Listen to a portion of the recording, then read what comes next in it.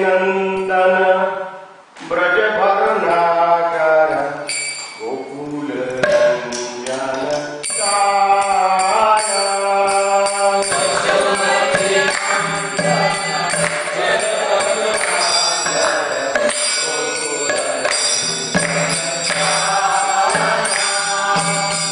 यशोमती नंदन ब्रज भरनागर गोकुल रंजन काया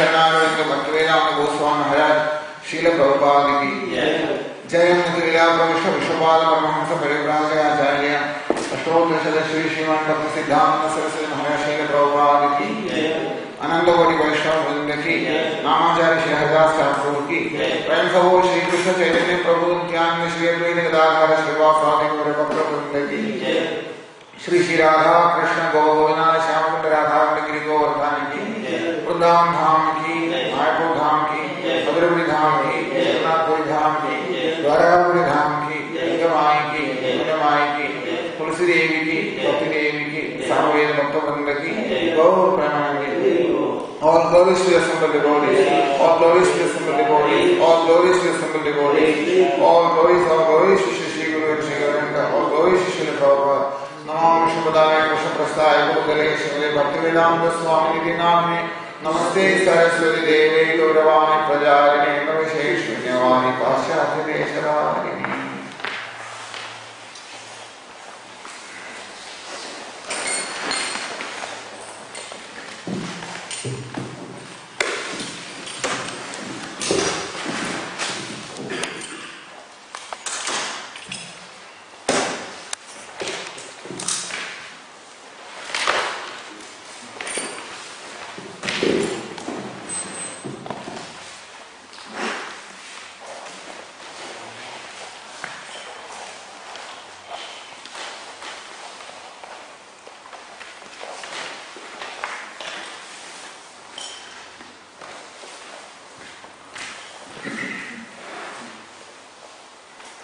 ओम नमो भगवते वासुदेवाय। ओम नमो भगवते वासुदेवाय। ओम नमो भगवते वासुदेवाय। ओम नमो भगवते वासुदेवाय। ओम नमो भगवते वासुदेवाय। संसार सागरे मग्नं दीनानां करुणानिधे कर्मग्राहकहीरांगं मां धर्मानव। श्रीमद्भागवताख्योऽयं प्रत्यक्षकृष्णमेव हि स्वीकृतोऽसि मया नाथ मुख्यर्थं भव सागरे। मनोरथे मदीयोऽयं सफला सर्वदा त्वया निर्विघ्नेनैव कर्तव्यं दासोऽहं तव केशव। भवे भवे यथा भक्ति पारयोस्तव जायते तथा कुरुष्व देवेश नाथस्त्वं यद प्रभो। नाम संकीर्तनं यस्य सर्वपापप्रणाशनं प्रणामो दुःखशमनं तं नमामि हरिं। जन्माद्यस्य यतोऽन्वयादितरतश्चाप्येष्वविज्ञस्वराट् तेने ब्रह्महृदाय आदिकवये मुह्यन्ति यत्सूरयः। तेजो वारिमृतं यथा विनिमयो यत्र त्रिसर्गो मृषा धाम्नास्येन सदा निरस्तकुहकं सत्यं परं धीमहि। धर्मप्रोज्झितकैतवोग्रपरमो मन्मत्सराणां सदा वेद्यं वास्तवमत्र शिवदं तापत्रयोन्मूलनम्। श्रीमद्भागवते महामुनिकृते महाबलेश्वरः सत्यो हृद्यवरुध्यते प्रकृतिभिः शुश्रूषुभिः दर्शनात् निगमकल्पतरोर्गलितं फलं शुभमुखादमृतद्रवसंयुतं पिबत भागवतं रसमालयं मुहुरहो रसिका भुवि भावुकाः। सच्चिदानन्दरूपाय विश्वोत्पत्त्यादिहेतवे तावत्प्रलयविनाशाय श्रीकृष्णाय वयं नमः। यं प्रचण्डं मधुवेदकृत्यं द्वैवायनो विरहकातरमाजुभाव पुत्रेति तन्मयदयकरवोऽभिनेदु तं सर्वभूतहृदयं मुनिमानतोऽस्मि।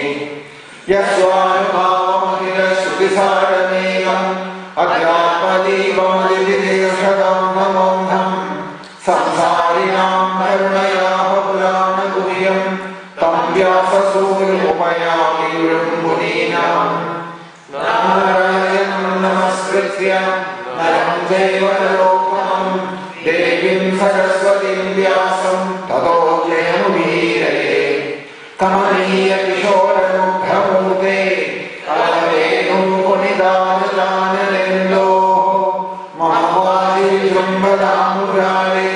मधुरिम्ना कनिकाविकाविकावि नमः ॐ विष्णुपदाय कृष्णप्रस्थाय भूतले श्रीमते भक्तिवेदान्त स्वामिने नामिने नमस्ते सरस्वती देवी गौरवाणी प्रचारिणे निर्विशेषशून्यवादी पाश्चात्यादेशकारिणे श्रीमद्गुरुचरणारविन्दाभ्यां नमः वन्दे नन्दव्रजस्त्रीणाम् आदरेणुमभीष्णशः यासां हरिकथोगीतं पुनादे भुवनत्रयं गोपीचरणारविन्दपरमानवे नमः पीताम्बरं धरतिराजितचक्रशङ्खं कौमुदगीसरसिजं करुणासमुद्रं राधासहायमतिसुन्दरमन्दहासं वातालयेशमनिशं हृदि भावयामि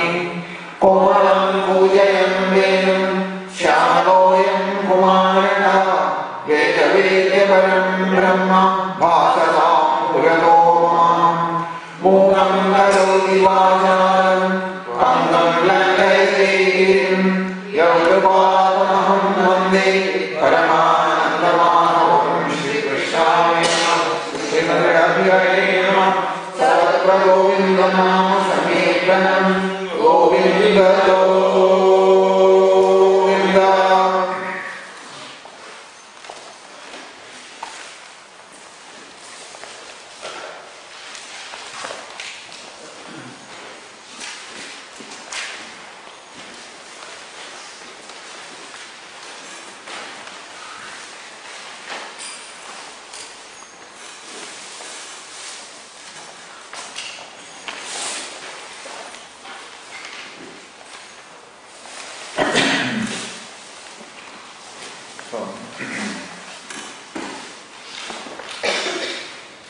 गोविन्द भज गोविन्दं गोविन्दं भज मूढमते सम्प्राप्ते सन्निहिते काले मयि नहि रक्षति दुःखनिकरणे मूढमते धनागमकृष्णं कुरु सद्बुद्धिं मनसि कृष्णं यल्लभसे निजकर्मोपात्मन् वित्तं तेन विनोदयचित्तं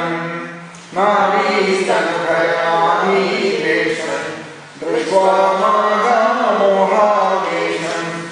एतन्नां सवसाति विकारं मनसि विचिन्तय वारं वारं नलिनीजलगतं जलमधिकरणं तद्वजीवितम् अतिशयसबलं विद्धि व्याधि अभिमानग्रस्तं लोकं शोकशतं च समस्तम्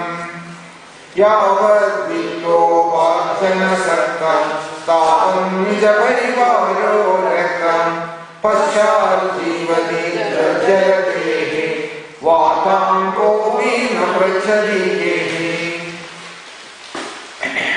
यावल्लवनो निवसति देः तावल् पृच्छति कुशलं देः गतवति वायौ देहापाये भार्या बिभ्यति तस्मिन् काये बालस्तावल् क्रीडासक्तः तरुणस्तावल् तरुणीसक्तः वृद्धस्तावल् चिन्तासक्तः परे ब्रह्मणि कोऽपि न सक्तः काले कान्ता कस्ते पुत्रः संसारोऽयमतीव विचित्रः कस्य त्वं दापुगायाः तत्त्वं चिन्तय तदिह भ्राताम् सत्सङ्गत्वे निसङ्गत्वं निसङ्गत्वे निर्मोहत्वं निर्मोहत्वे निश्चलतत्वं निश्चलतत्वे जीवन्मुक्ति वयसि यदेका कामविकारं शुष्के नीरे कथासारं क्षीणे विद्ये कपरिवारं ज्ञाने तत्त्वे संसारम्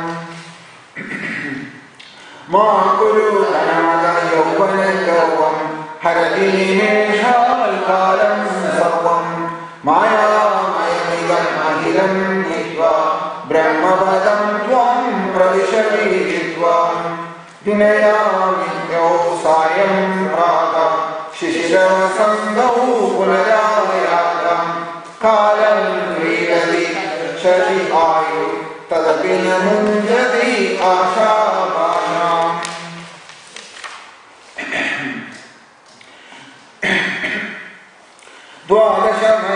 द्वादशमञ्जरिकाभिरशेष कथितो वैयाकरणशेषाम् उपदेशो भूविद्यानिपुणै श्रीवल्शङ्कर भगवल्शरणै कादे कान्दा धनगदचिन्ता वाकुलकिं तव नास्ति नियन्ता त्रिजगति सज्जन संगरतीला भवति भवानवतरणी नौका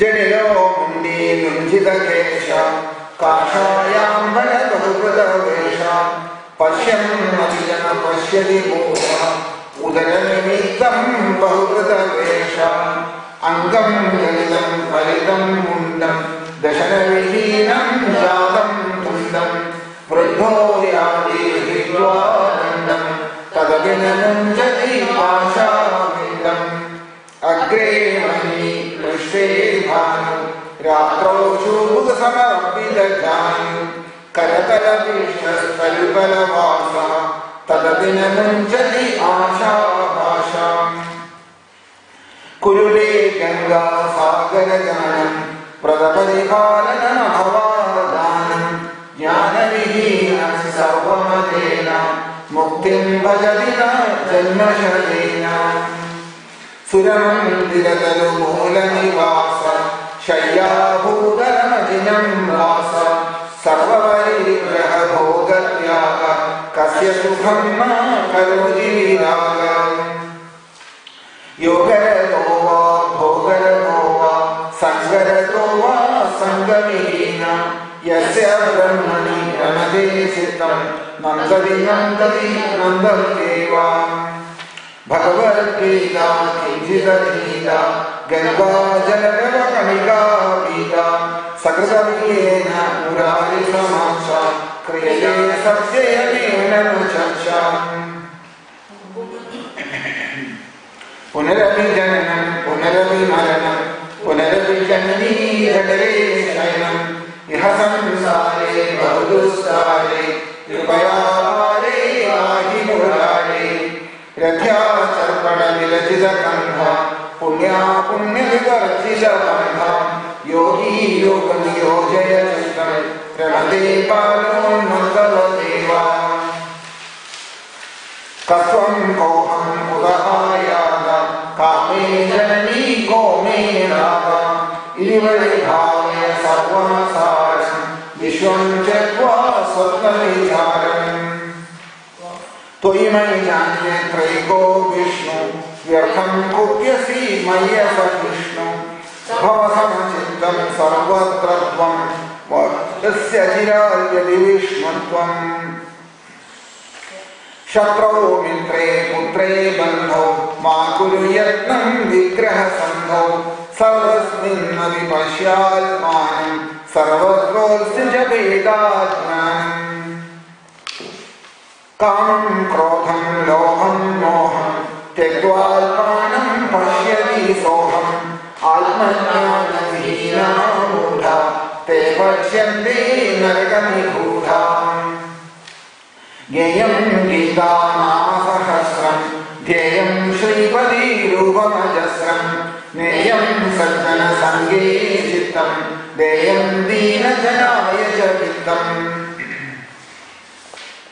सुखदक्रियते रामा भोग पश्चादहन्त शरीरे रोग यद्यपि लोके मरणं शरणं तदपि न मुञ्जति पादाचरणम्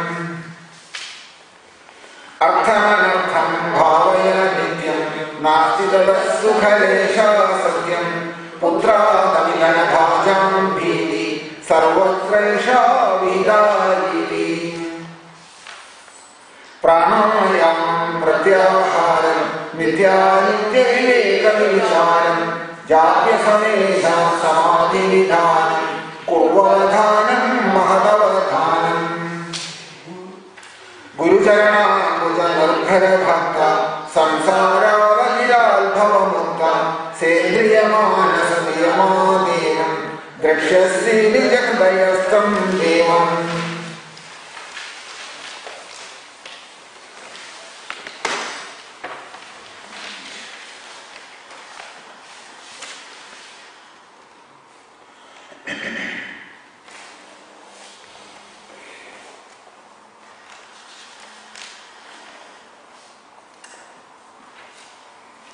So, last Sunday, we were discussing from Bhagavatam about the experience of Chitraketu, isn't it? Remember that? That he mentions there, Angiras says to Chitraketu, that this Prapancham, Dvaita Prapancham it's called. Dvaita Prapancham means where there is full of dualities. If you keep thinking that this is real, he says to him, if you keep thinking it is real, then you will never feel any peace inside. If you start taking this as real, there will never be any peace inside. Because Dvaidam, if you start thinking it is Satyam, it is true, and it will give happiness, and it is real, as long as it goes on in that way, there will be no peace inside. Therefore, Angiras says to Chitraketu, come back to the peaceful state, he says to him. So, in order to confirm that, Sri Narada Maharshi called that child who left the body, the baby who left the body, to come back again to that. And it was at that time you have seen in the Bhagavatam, in the 6th canto, the 15th chapter, what mentions there?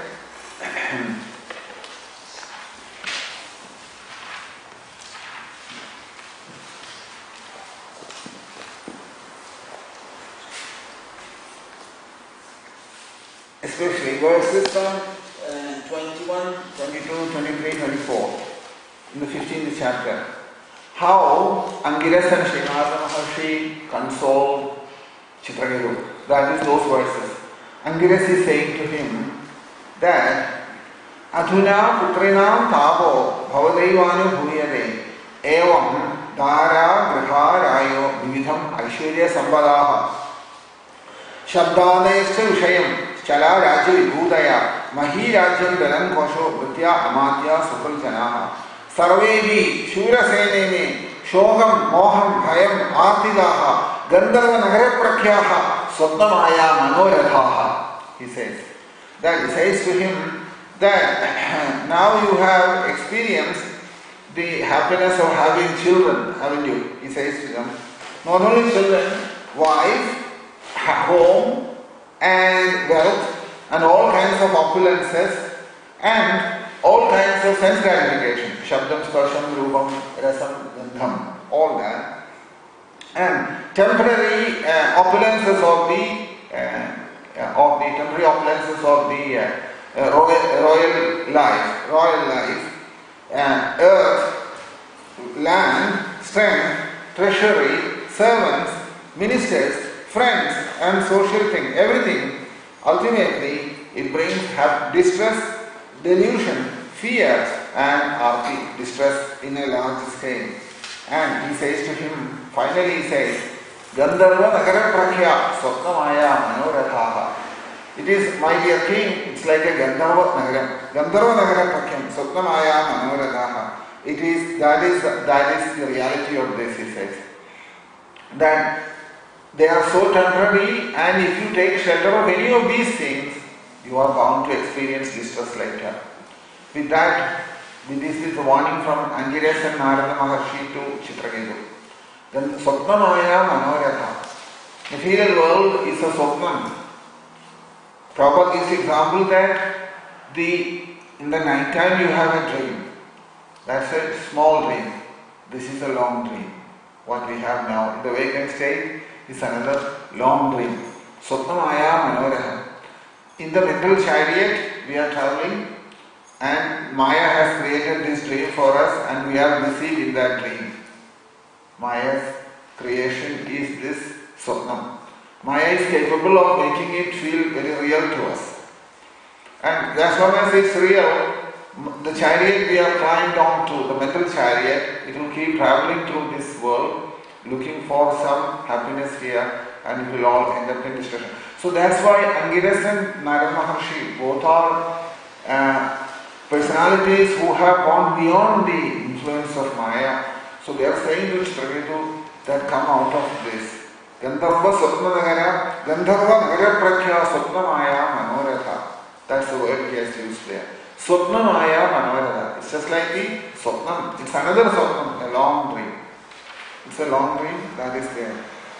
And then he says to him, Drishyamana Vinarthena Na Drishyante Manobhava Karmabhir Yayedo Nana Karmani Manaso Abhavan. He says that all these things what you see here, everything is from the mind. Mind has created them, he says. And you see them, after a while you don't see them anymore. According to, we keep meditating on the sense objects in this world according to our vasana inside, from Purva Karma. Previous karma, what we have performed in previous lifetimes, which has created the vasanas inside, accordingly we engage in the dhyana, meditation of this sense objects in this world. And then it begins karma. Karma begins from there. So vasana and karma, they are closely connected. Yesterday also Krishna was saying the same thing in the Bhagavad Gita, isn't it? Bhishma says that, Kunti Devi is saying this. We create vasana, it will be followed by karma. Vasana and karma. Muchade kama karma bhi. Titin Kalayaparam Yogi, Muchade kama karma bhi says Bhishma. Kunti Devi says there, Bhavesmin Krishyamananam avidya kama karma bhi. From avidya comes this kama. Kama comes from avidya. And from kama comes karma. Kama comes from Bhavesmin Krishyamananam avidya kama karma bhi. Avidya is the reason behind it. There is no other reason. Because of avidya, ajnanam or ignorance in a person, he engages in this desires builds up, and from the desires also karma follows by that. So that's exactly what he is saying here. Then karmabhir dhyayedo nana karmani manaso abhavan, he says. Karmabhir dhyayedo. Then maybe karma, you can see why karma is a very important factor in a person who is on the spiritual path. For him, karma is important because it's karma that has brought him to this state where we are today. Karma brought us into this state, isn't it? And therefore, in order to fulfill our desires, prarabdham, Krishna has given us this body, prarabdha shariram it's called, and sent us here. Now you can have all your vasanas and desires fulfilled. A certain part of the karma is deposited already into this body, and therefore the suitable body for fulfilling the suitable desire, and provided that and sent us here. And once that is exhausted, another stock of prarabdha karma is taken out, and accordingly a new body is also provided in that way. So I am he dehino deho dravyajnana kriyalmara dehino vihaklesha sandha bahudah. So Adhyatmikam, Adibhautikam, Adidevigam, all these things are the experience in this body, and it creates a lot of distress in various ways. Then you will see after that one verse, Sri Narada Vacha, verse 27. He says, Edam mantra upanishadam praticha predo mama yam dharayan saptaratra drashta sangarshanam prabhum. So then he gives the mantra, Upanishada mantra. Upanishada mantra was given to him. The Upanishada mantra, Praticha Prayedo Mama. So, in other words, what has Narada Maharshi done there? Narada Maharshi gave the truth from the Upanishads to Chitraketu. Chitraketu heard the truth because Narada Maharshi has spoken. It had its immediate impact on Chitraketu. And with that, he told him, 7 days, if you perform dharana with this our initial mantra, you will see Sankarshanamurti, Lord Balaram, at that time. And what's what he did at that time.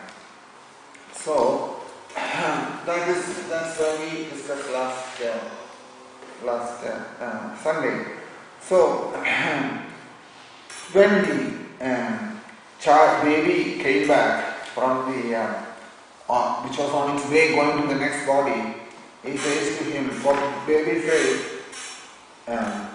in several lifetimes, I was also the father and mother of so many other people, and so many other people. And so many others were my parents as well in different lifetimes. So, in every lifetime, we have a father and we have a mother, different people. So, please don't call me back to this cycle of birth and death again. The Jiva says, answers like that. And also, the Jiva told Chitraketu and to Narada Maharshi and to Angiras like this, permanently I have no relationship with anybody. That's the point, made it very clear. On a permanent level, I have no relationship with anybody, he says to him. And when the Jiva said that, the king got satisfied. King didn't ask anymore. Because king was under the illusion that this is my son, this is my son. On that illusion he was carrying on. But when the son himself said like this, I have no relationship with anybody in this world, he understood the situation and then he withdrew himself. So, in reality, we have no relationship with anybody in this world. Nobody has any relationship with anyone. But we feel that there is a relationship. Isn't it? We all do. We feel we have a relationship with each other. And in that illusion we are carrying on in this world. So, one has to think, is this relationship a real relationship? Because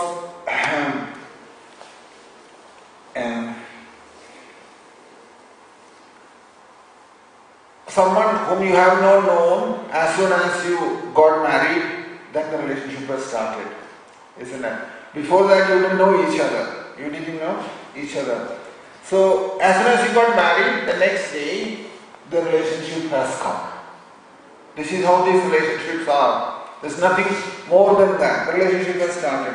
Because why did that happen? Because you have actually recognized it inside. This is my husband or this is my wife. That's all it is. Once you recognize, the relationship begins. Isn't it? Once you recognize the relationship, it starts from then on. Otherwise, this relationship doesn't mean much more than that. So in this relationship also, the change happened at that point, isn't it? Just like they give the example like this, that suppose you have rented a flat or an apartment and you stayed there for 30-40 years. When you rented the apartment, that you didn't bother when you were renting it. After living there for a long period of time, you decided to buy the flat. If you have bought the flat and then when you start maintaining it, then you get very concerned about any small breakage or any problem with the flat, isn't it? But when you were living as a tenant, you didn't bother to somebody else's at that time. It's the same way. As soon as you have a relationship, you have recognized inside, because that's how it is. As soon as you recognize the relationship, then from that day onwards you feel responsibility or duty or whatever. You feel it all begins from that. So, similarly, something that wasn't there till yesterday, suddenly one day it gets recognized and it begins from there, isn't it? So, as soon as you recognize something in that way, mamata comes there. Me and mine, isn't it?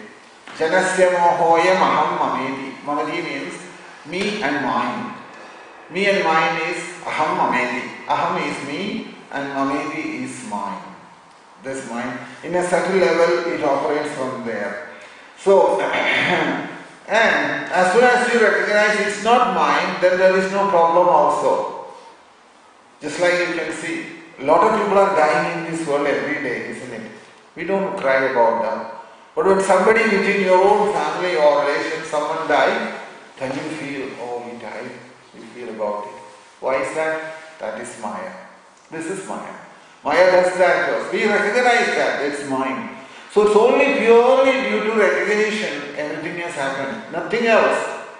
There is nothing has changed in this world. They are the same people who were there before. Before we married somebody or he married her or she married him. Before that they were the same person. Only change is what has happened is that you have recognized this is my wife or this is my husband. In that way. So sometimes it so happened that a famous speaker was speaking Srimad Bhagavatam in Mumbai. He was speaking Srimad Bhagavatam in Mumbai. And there were many people who were listening to him. So suddenly this tsunami happened. You know, when tsunami came and a lot of houses and properties and all over the coast, so many houses are gone. So somebody came and mentioned that tsunami, a lot of houses have gone away, washed off, and a lot of buildings have gone away, so many people have lost their lives, everything. Somebody came and mentioned that in the assembly, where the Bhagavatam was going on. Because it was a sudden shocking thing, isn't it? So much a huge level it has happened. So there was one old lady who was sitting there. She says, where did this happen? So somebody's mentioned that it was on the Bay of Bengal, this happened on the East one, and it's okay. It's not in Mumbai. So this is how we are. This is our consciousness, it's like that. If it's not in Lakshmagit, it's okay. If it's in Radler, it doesn't matter. If it is in Lakshmagit, it matters. But if it is in Radler, it doesn't matter.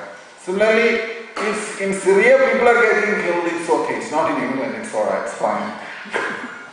This is the way our thinking, our conditioning is like that. All relationships, this is called avidya. Avidya is that inside us, isn't it? We think that something near to us, if anything happens, somebody close to us, if they die, something happens around our house or nearby, then it matters. If it's happening, somebody is beating up someone, somebody gets killed somewhere, what does it matter? That will always happen. We'll say like that. So, this is why that's not an issue at all.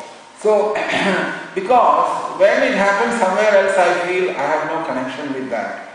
And when it happens here, to me, then I am concerned about that, isn't it? So, that is what he is saying there in that 8th verse. If you look into the 8th verse, you will see there that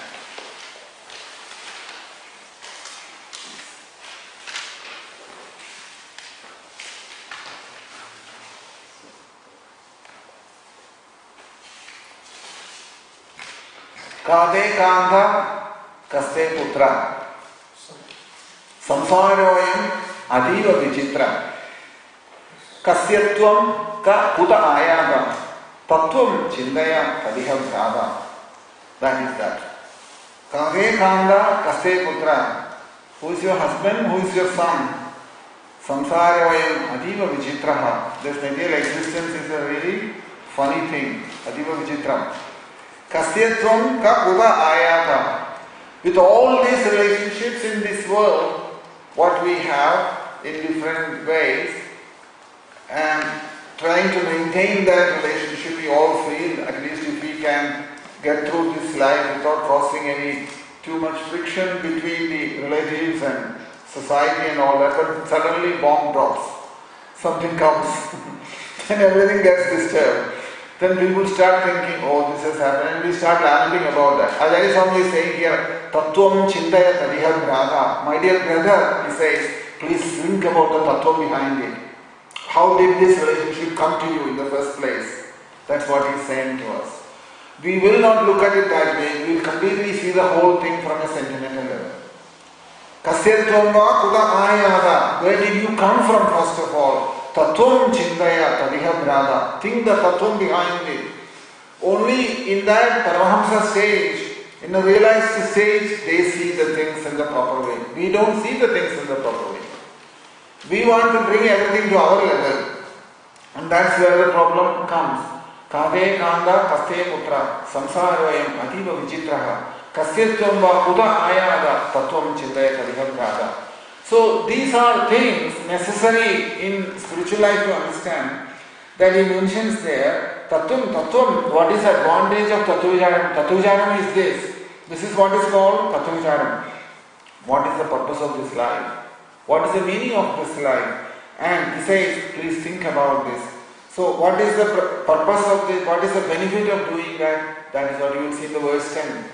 He says there that in the verse 10, if you look, you will see, he says, Vayasika dega kama vikara shushke nire ka kasara Shine vite ka parivara Nyade tatve ka samsara. That is what will happen. That means, Vayasika dega kama vikara.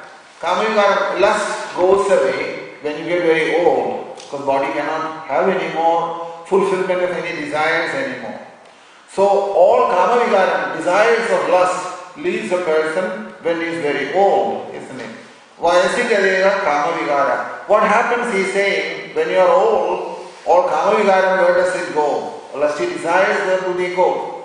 He is asking that question. Then, shushke nire ka kasara. That there is a lake there, which is water. Once the water dry up in the heat, in the sunshine, when all the water dries up, where is the lake? Shushke nire ka kasara. Kshine vite ka parivara. When you have a lot of wealth and you have party every day, you will have a lot of guests. They will come for the party and you will feel you are socially well situated. Every day party going on in the house. I have so many friends and I have so many, everybody is phoning me, inquiring about my welfare, and so much social life, strong social life. You feeling that you are well, a member of the society, feeling importance, isn't it? So here he is asking, Kshine vite ka parivara. When all your money runs out, there will be no friends, no party, nothing. Everything finished with that. Kshine vite ka parivara. Where will be your parivaram at that time? Then, last one, Nyade tatve ka samsara. Similarly, when tattvam is realized, there will be no more material existence. It's over. Nyade tatve ka samsara. Where is samsara? Where is material existence? When self-realization happens. He's asking the question. Vayasika dega kama vigara shushke nire ka kasara kshine vite ka parivara nyade tatve ka samsara. That is the thought behind that. So, Tattva-vicharam is this, that understanding this, why are we here? What for are we here? Where am I going? All these things. This is Tattva-vicharam, isn't it? So, Tattva-vicharam is ultimately to come out of this material existence. Ka samsara. Nyade tatve ka samsara. So, because one samsara, material existence, goes away, then all distress also goes away. All distress also goes away. So, therefore, he mentions there in that 21st verse, isn't it? If you see, Punaravijananam, Punaravimaranam, Punaravijanani Jagare Shainam, Idi Samsare, Dhudustare, Kripayapare, Pahi Murare. There's only one shelter, he says, Punaravijananam, Punaravimaranam, again birth, again death. And again, Punaravijanani Jagare Shainam, again going back to the womb of another mother. And it is samsare, bhudustare, this material life is constantly this cycle going on. Very, very difficult. Says that kripaya pare, pahimurare, only way is to surrender to Krishna and look for the mercy from Krishna. Kripaya pare, pahimurare. Murari has to pull us out from here, like we talked about it yesterday also in the Bhagavad Gita, isn't it? Unless, like Bhishma said, Kunti said, and many others said, unless Krishna comes and pulls us out from here, there is no way of escaping from this mess. From this mess. That's what it is saying there. Isn't it? Tasmal sarveshu kaleshu ma manuspara yudhyaja. In the Bhagavad Gita, that verse. Tasmal sarveshu kaleshu ma manuspara yudhyaja. My arpitam manobuddhir mamaveshyasi asamshaya. Krishna says there in that. So, tasma, therefore, all the time, Mahamanusvara Yudhyaja, they are completely absorbed in Krishna. How? By surrendering the mind and intelligence to Krishna. Mahamanusvara Yudhyaja, my arpita manobuddhi, mind and intelligence is not functioning anymore, they have been handed over to Krishna.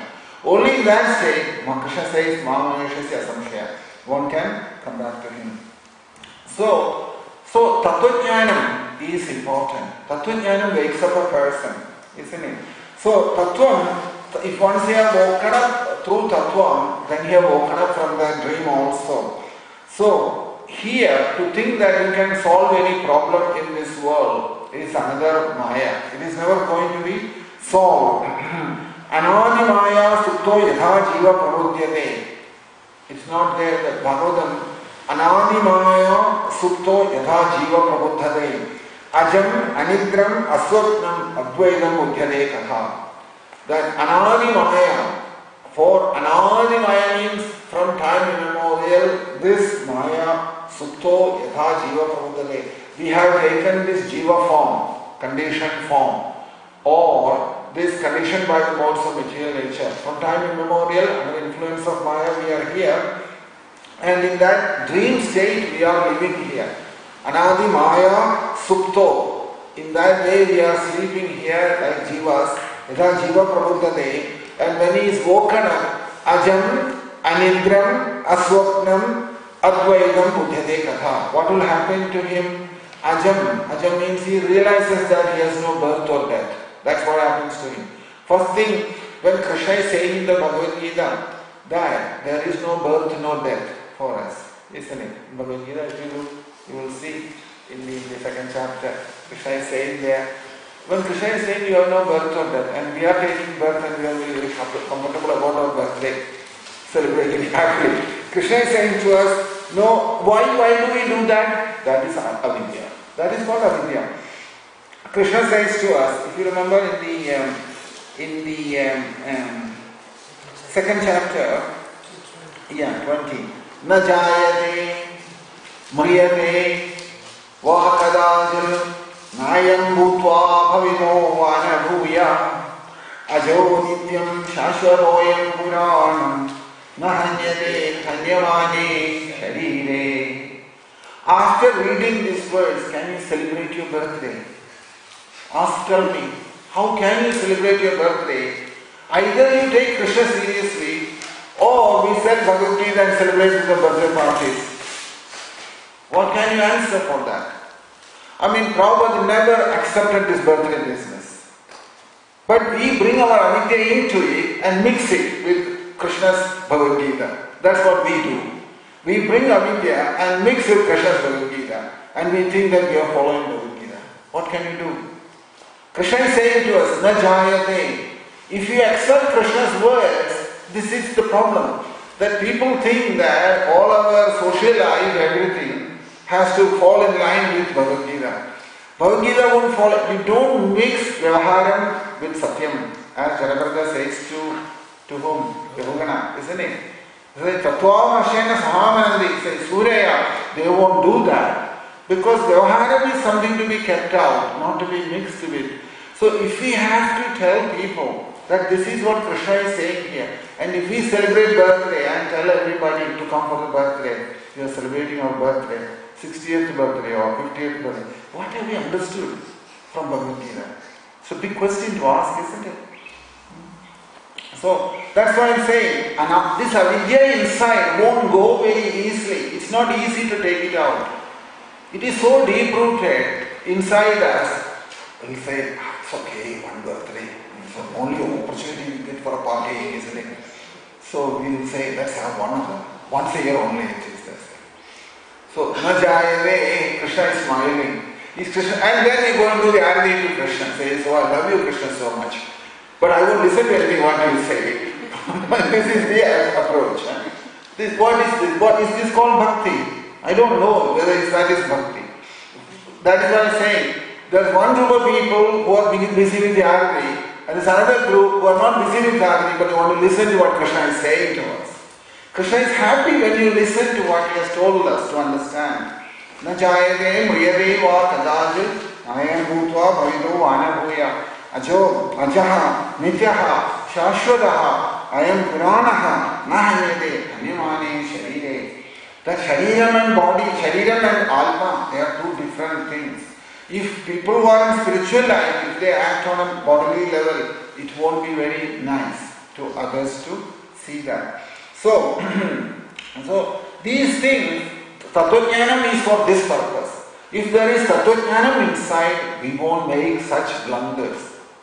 Because there is no Tattva-jnanam, there is no knowledge inside, we continue our ignorant existence day after day. So, and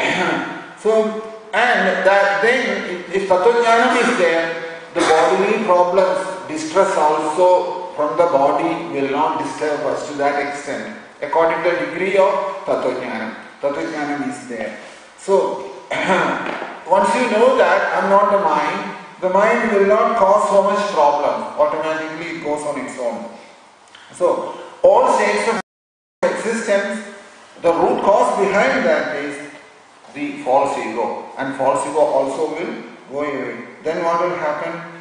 Nitya Shuddha Buddha Mukta Swarupam. That the eternal, pure, fully conscious and liberated states will come out on its own.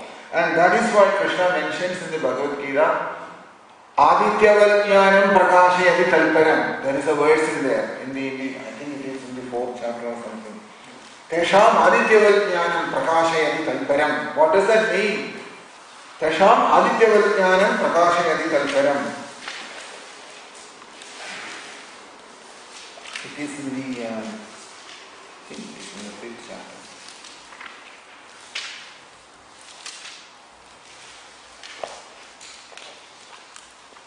Verse 16.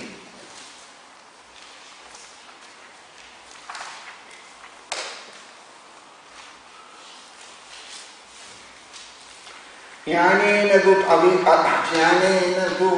tadajnanam yesham nashidam almana tesham adityaval jnanam prakashayati kalparam. Krishna says, Jnanena tu tadajnanam yesham nashidam almana tesham adityaval jnanam prakashayati kalparam. When, however, one is enlightened with knowledge by which nescience is destroyed, then his knowledge reveals everything as the sun lights up everything in the daytime. Tesham adityaval jnanam prakashayati kalparam.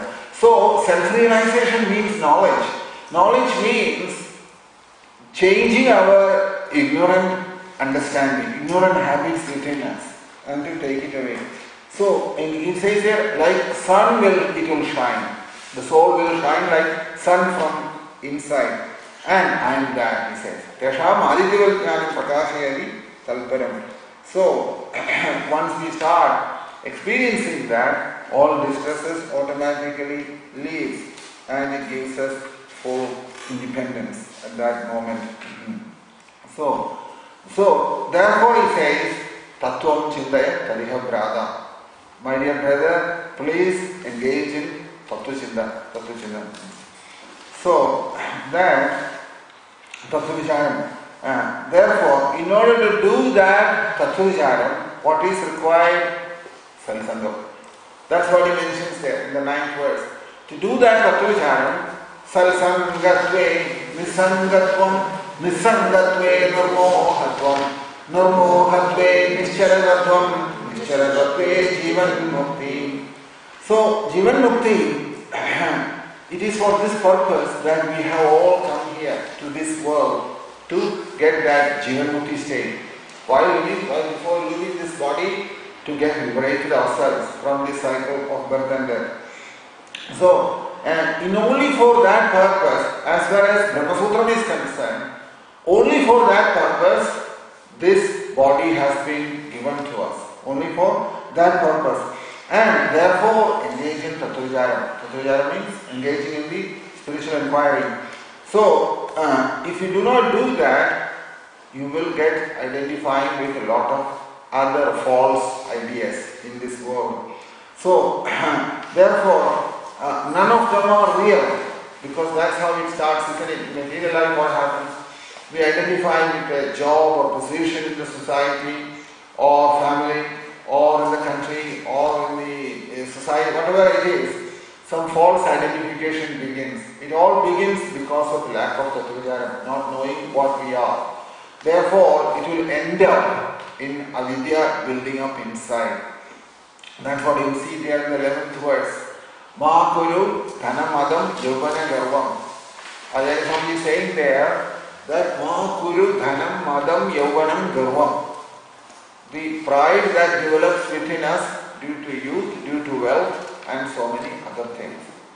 In the youth, straight away as you are a young man, you feel that you have some identification with, a strong identification with the body, and at the same time the desire for accumulating wealth and the pride inside, I am somebody in this world, dhanam, madam, yauvanam, garvam, all that pride inside.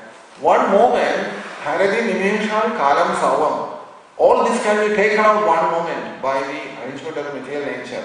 Haradi nimeshal kalam, time will take away everything in one moment.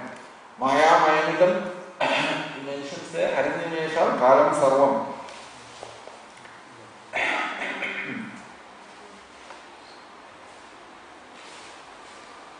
Harinimeshal kalam sarvam mayamayamidam akhilam bhutva brahmapadam tvam pravishaviditva.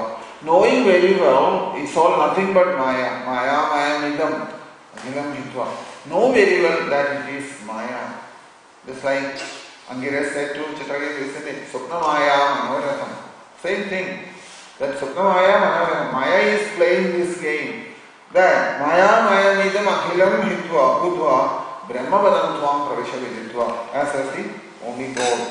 So you can see here that the pride that comes, wealth is concerned, you don't know how long the wealth will last. And because this pride that comes from the wealth, pride that comes from the position, power, these things are very subtle and it operates in a very subtle level, isn't it? So, in order to only to mention this to us, in the Srimad Bhagavatam, the story of Gajendra Moksham, Gajendra's story is only to tell this factor to us.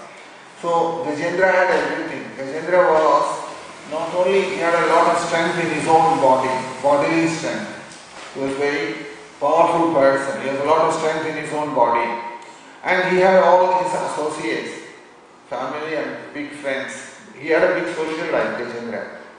They all together, they went into that Trigura Parvata, the mountains, and Sukadeva Brahmarshi says there about Gajendra, he compares that, he's like a good householder, he says.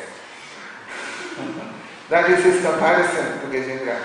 Householders, how are they? When they have a good household life going, they have a lot of money, a big social circle, family life, everything, they all want to celebrate together, get together and some party, isn't it? They're looking for an opportunity. And in that party, everybody wants to show their position, who they are, how important they are in this world. And this pride inside, in a certain level, it comes out from them. So, Gajendra's story in the Bhagavatam, when he mentions there that Krishna had to put him through a lot of difficulty through that crocodile. Crocodile, when it bit his feet, Sahasra Samamasada, thousands of years, this crocodile and Gajendra was pulling back and forth. And all the other members of the family, the female elephants, and there were many others, all of them slowly left him. They tried to help him first, but they couldn't help. When they couldn't help, they said, what can we do? And they left. So at that time, Gajendra started realizing that this is the nature of this world. Gajendra cries at that moment. And because crocodile was in the water and Gajendra was on the land, and his leg was in the water, crocodile is stronger than the elephant. Prabhupada mentions that in the Bhagavatam purport. Because it was in the water, elephant couldn't do anything about it. Crocodile was stronger there, and day after day, pieces of flesh and the blood, everything was flowing, and Gajendra was getting weaker and weaker. Whereas crocodile was getting stronger and stronger, day by day. So finally what happened, if you look into the Bhagavatam, that you should see that words, what Gajendra has used in his prayers in the Bhagavatam. He mentions the 8th canto in the 2nd chapter, verse 33.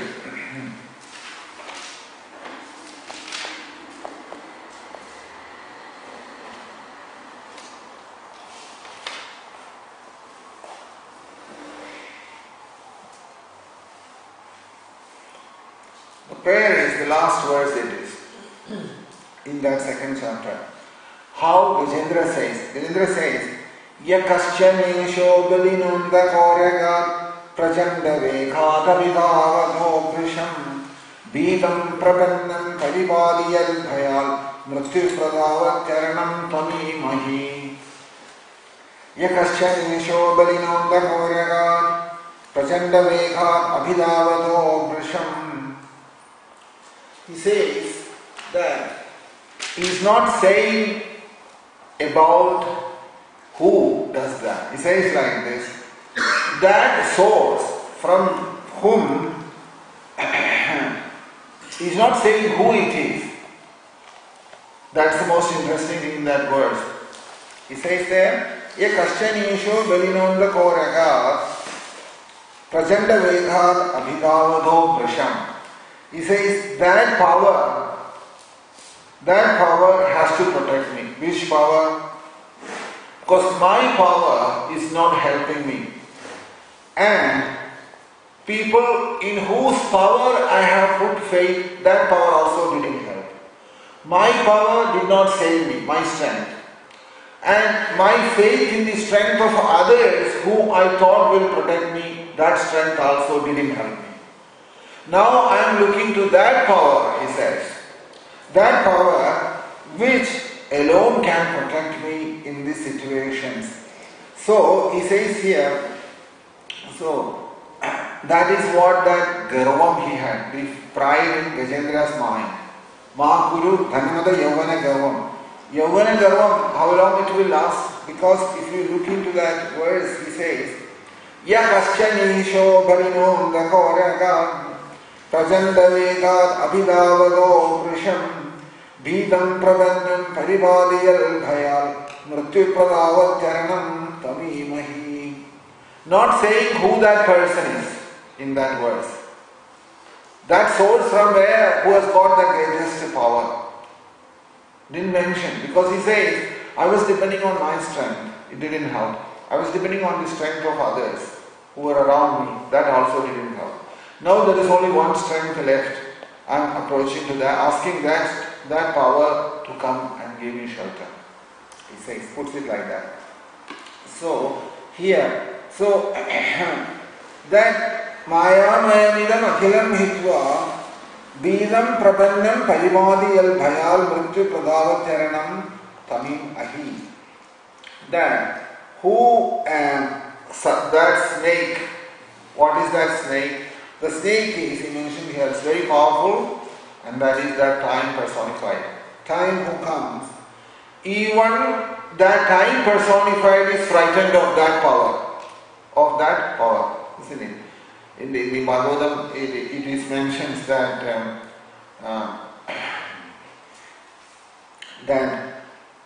Yad Vivedi Swayam Bhayam. If you look at the first canto, you will see that. The first chapter itself, I think.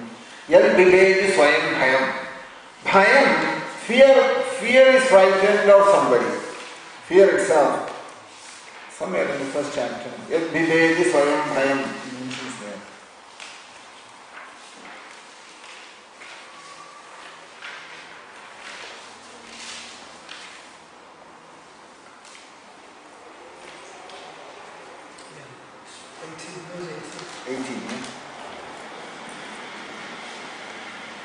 First chapter? Chapter 1. Second. Chapter 1.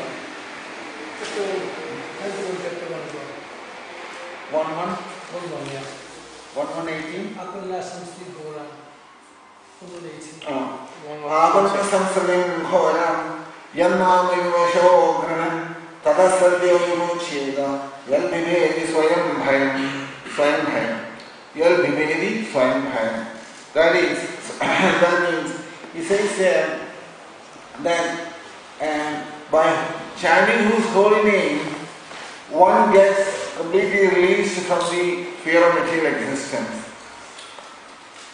Completely released from the fear of material existence. That's what is mentioned here. That Elmavedi Swayambhayam. So, Maya Mayamidam Akhilam Hitva Brahmavadam Tvam Pravisha Viditva.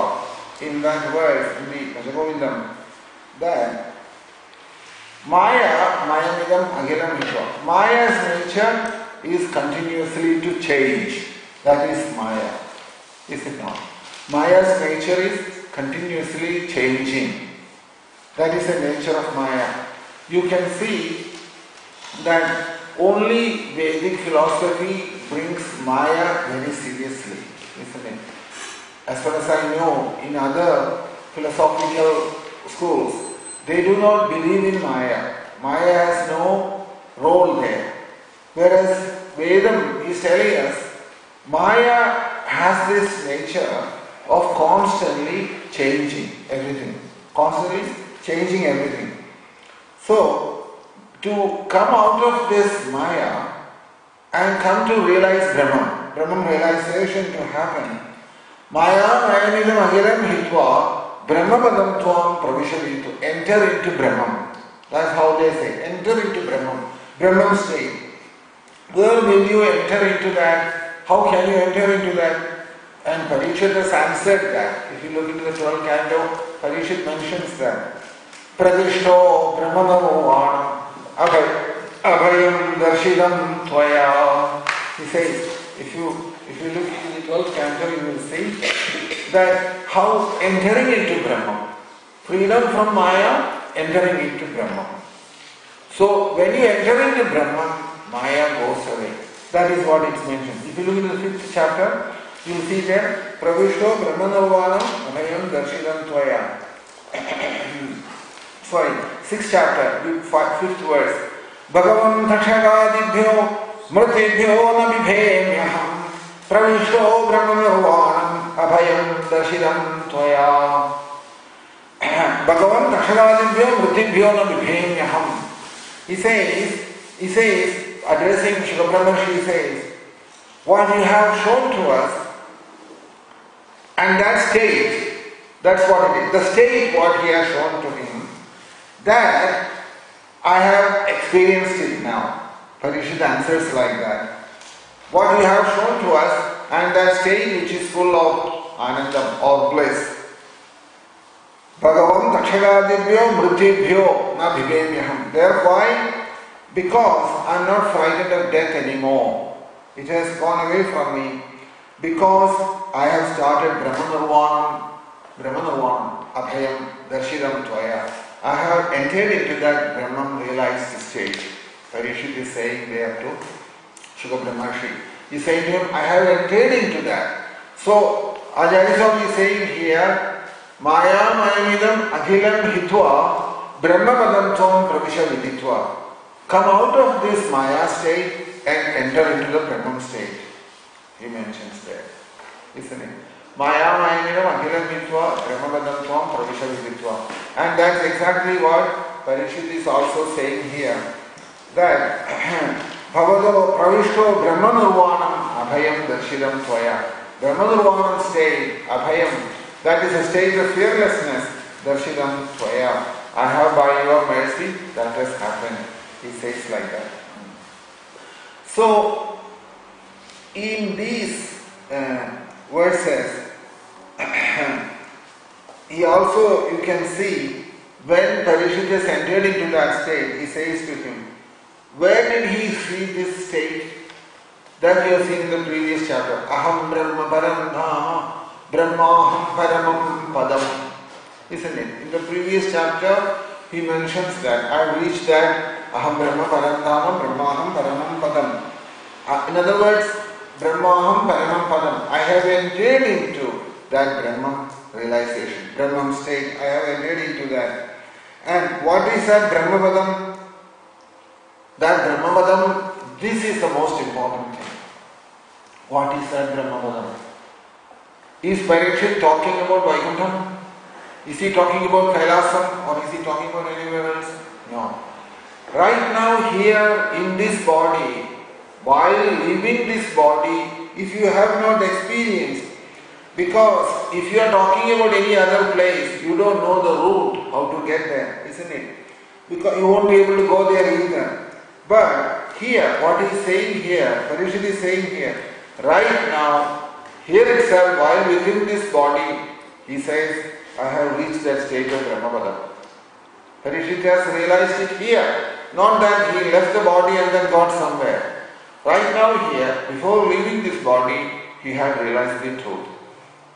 So, Brahmapadam Tvam Pravisha Viditva, that Brahmapadam realization has to happen here, right now, before this body drops away. That's what he is saying here.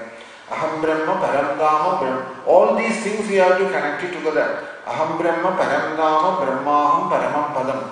He says. Evam Samikshan.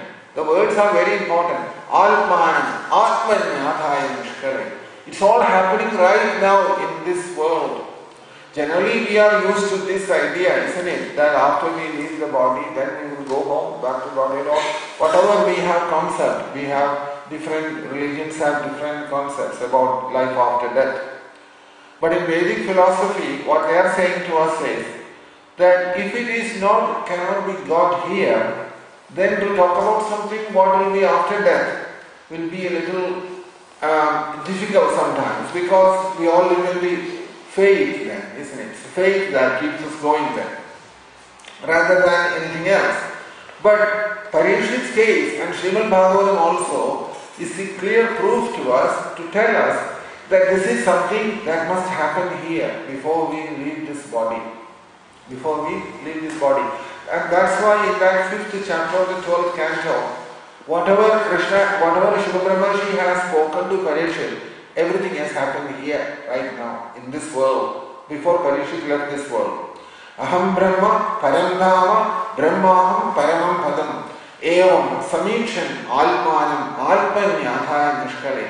And he is also answering back in the 6th chapter, the king is saying, Siddhosmi Anugrahidosmi. I have got it, he says. I am fortunate, I have got it, he said. Very clearly his answer is that. And this is what Bhagavatam wants to tell us, that it is not something after death, right now, here, before leaving the body. Because it makes no sense to us that something that is achievable in this body here, while before leaving this body, that is easy to accept inside, rather than something after the leaving the body. That is why many verses you will see that Siddhosmi, Anugrahidosmi, Bhavada Karuna Alpana, Shravido Yachame Sakshar, Anadinigano Hari, Natyalbunamaham Manye, Mahada Machudalpana, Tatnyeshu, Tabadatteshu, Bhudeshu, Yananugraha. Purana Samhidanam Ashraushvavavavayam Yasyam Khaluttama Bhagavan Anuvarnyadem Bhagavan Dakshakadibhyo Murtibhyo Navibhemyaham Pravishto Brahmanovanam Abhayam Darshiram Toya Anijani Himam Brahman Vajam Vecham Yadokshadi Muktakamashim Cheda Praveshya Visajam Yasam Ajnananjalirastami Jnanavignanishaya Bhavada Darshinam Shenam Param Bhagavada Padam. So those verses you can see from the 6 verses Rajavaja. The king is saying to Shivabrahmashi that I have to realize it and I have realized it now. Not after death. Now, before leaving the body. After saying all these things, Parikshit left the body. After saying all these things, Parikshit left the body. And this is the Bhagavatam process. Bhagavatam is saying to us, it is possible to realize the truth in this world before leaving this body itself. So, here again, Aham Brahma Padam now. So that Brahman, what is that realization? Within ourselves, Aham, inside that, what is going on here, that in the presence of awareness, all that it is required is that awareness inside, that we are that thing inside. We are that thing inside. And if we come to realize the true identity of the soul, that means Brahman realized.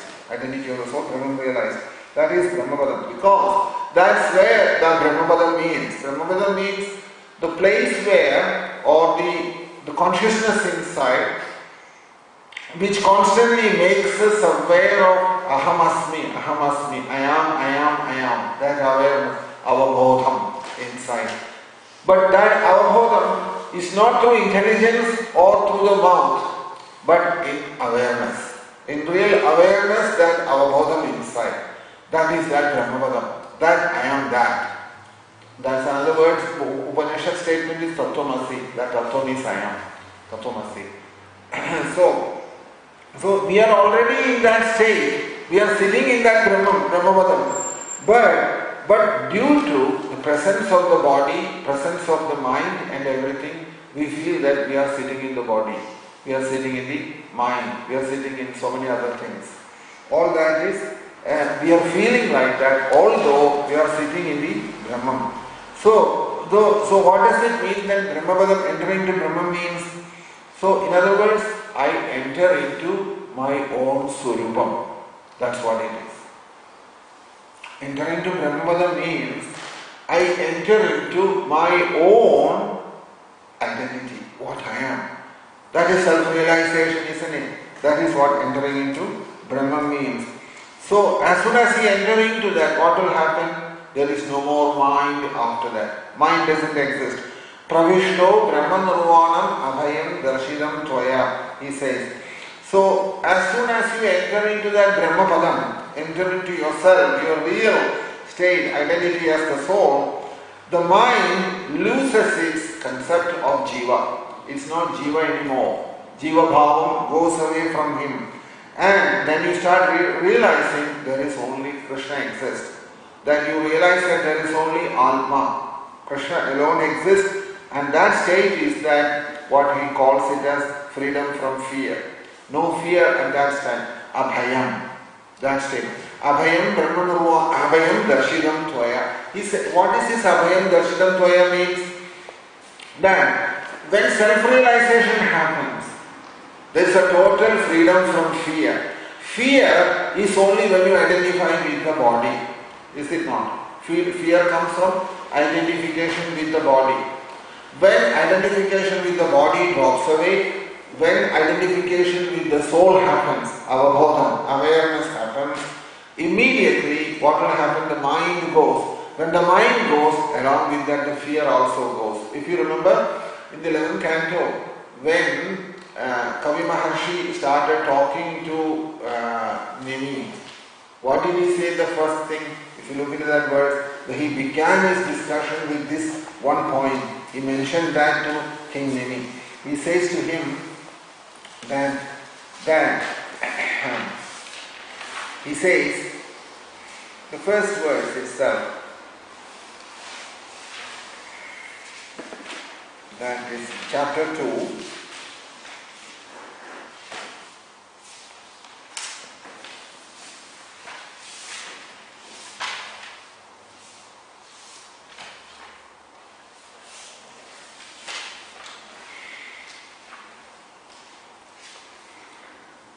Verse 33. That is the important verse. Manye kudachil bhayamachudasya padamujopasana nityam uddhigna buddhe asadalpa bhavan vishwalpanayatra nivartadehi. That is his beginning.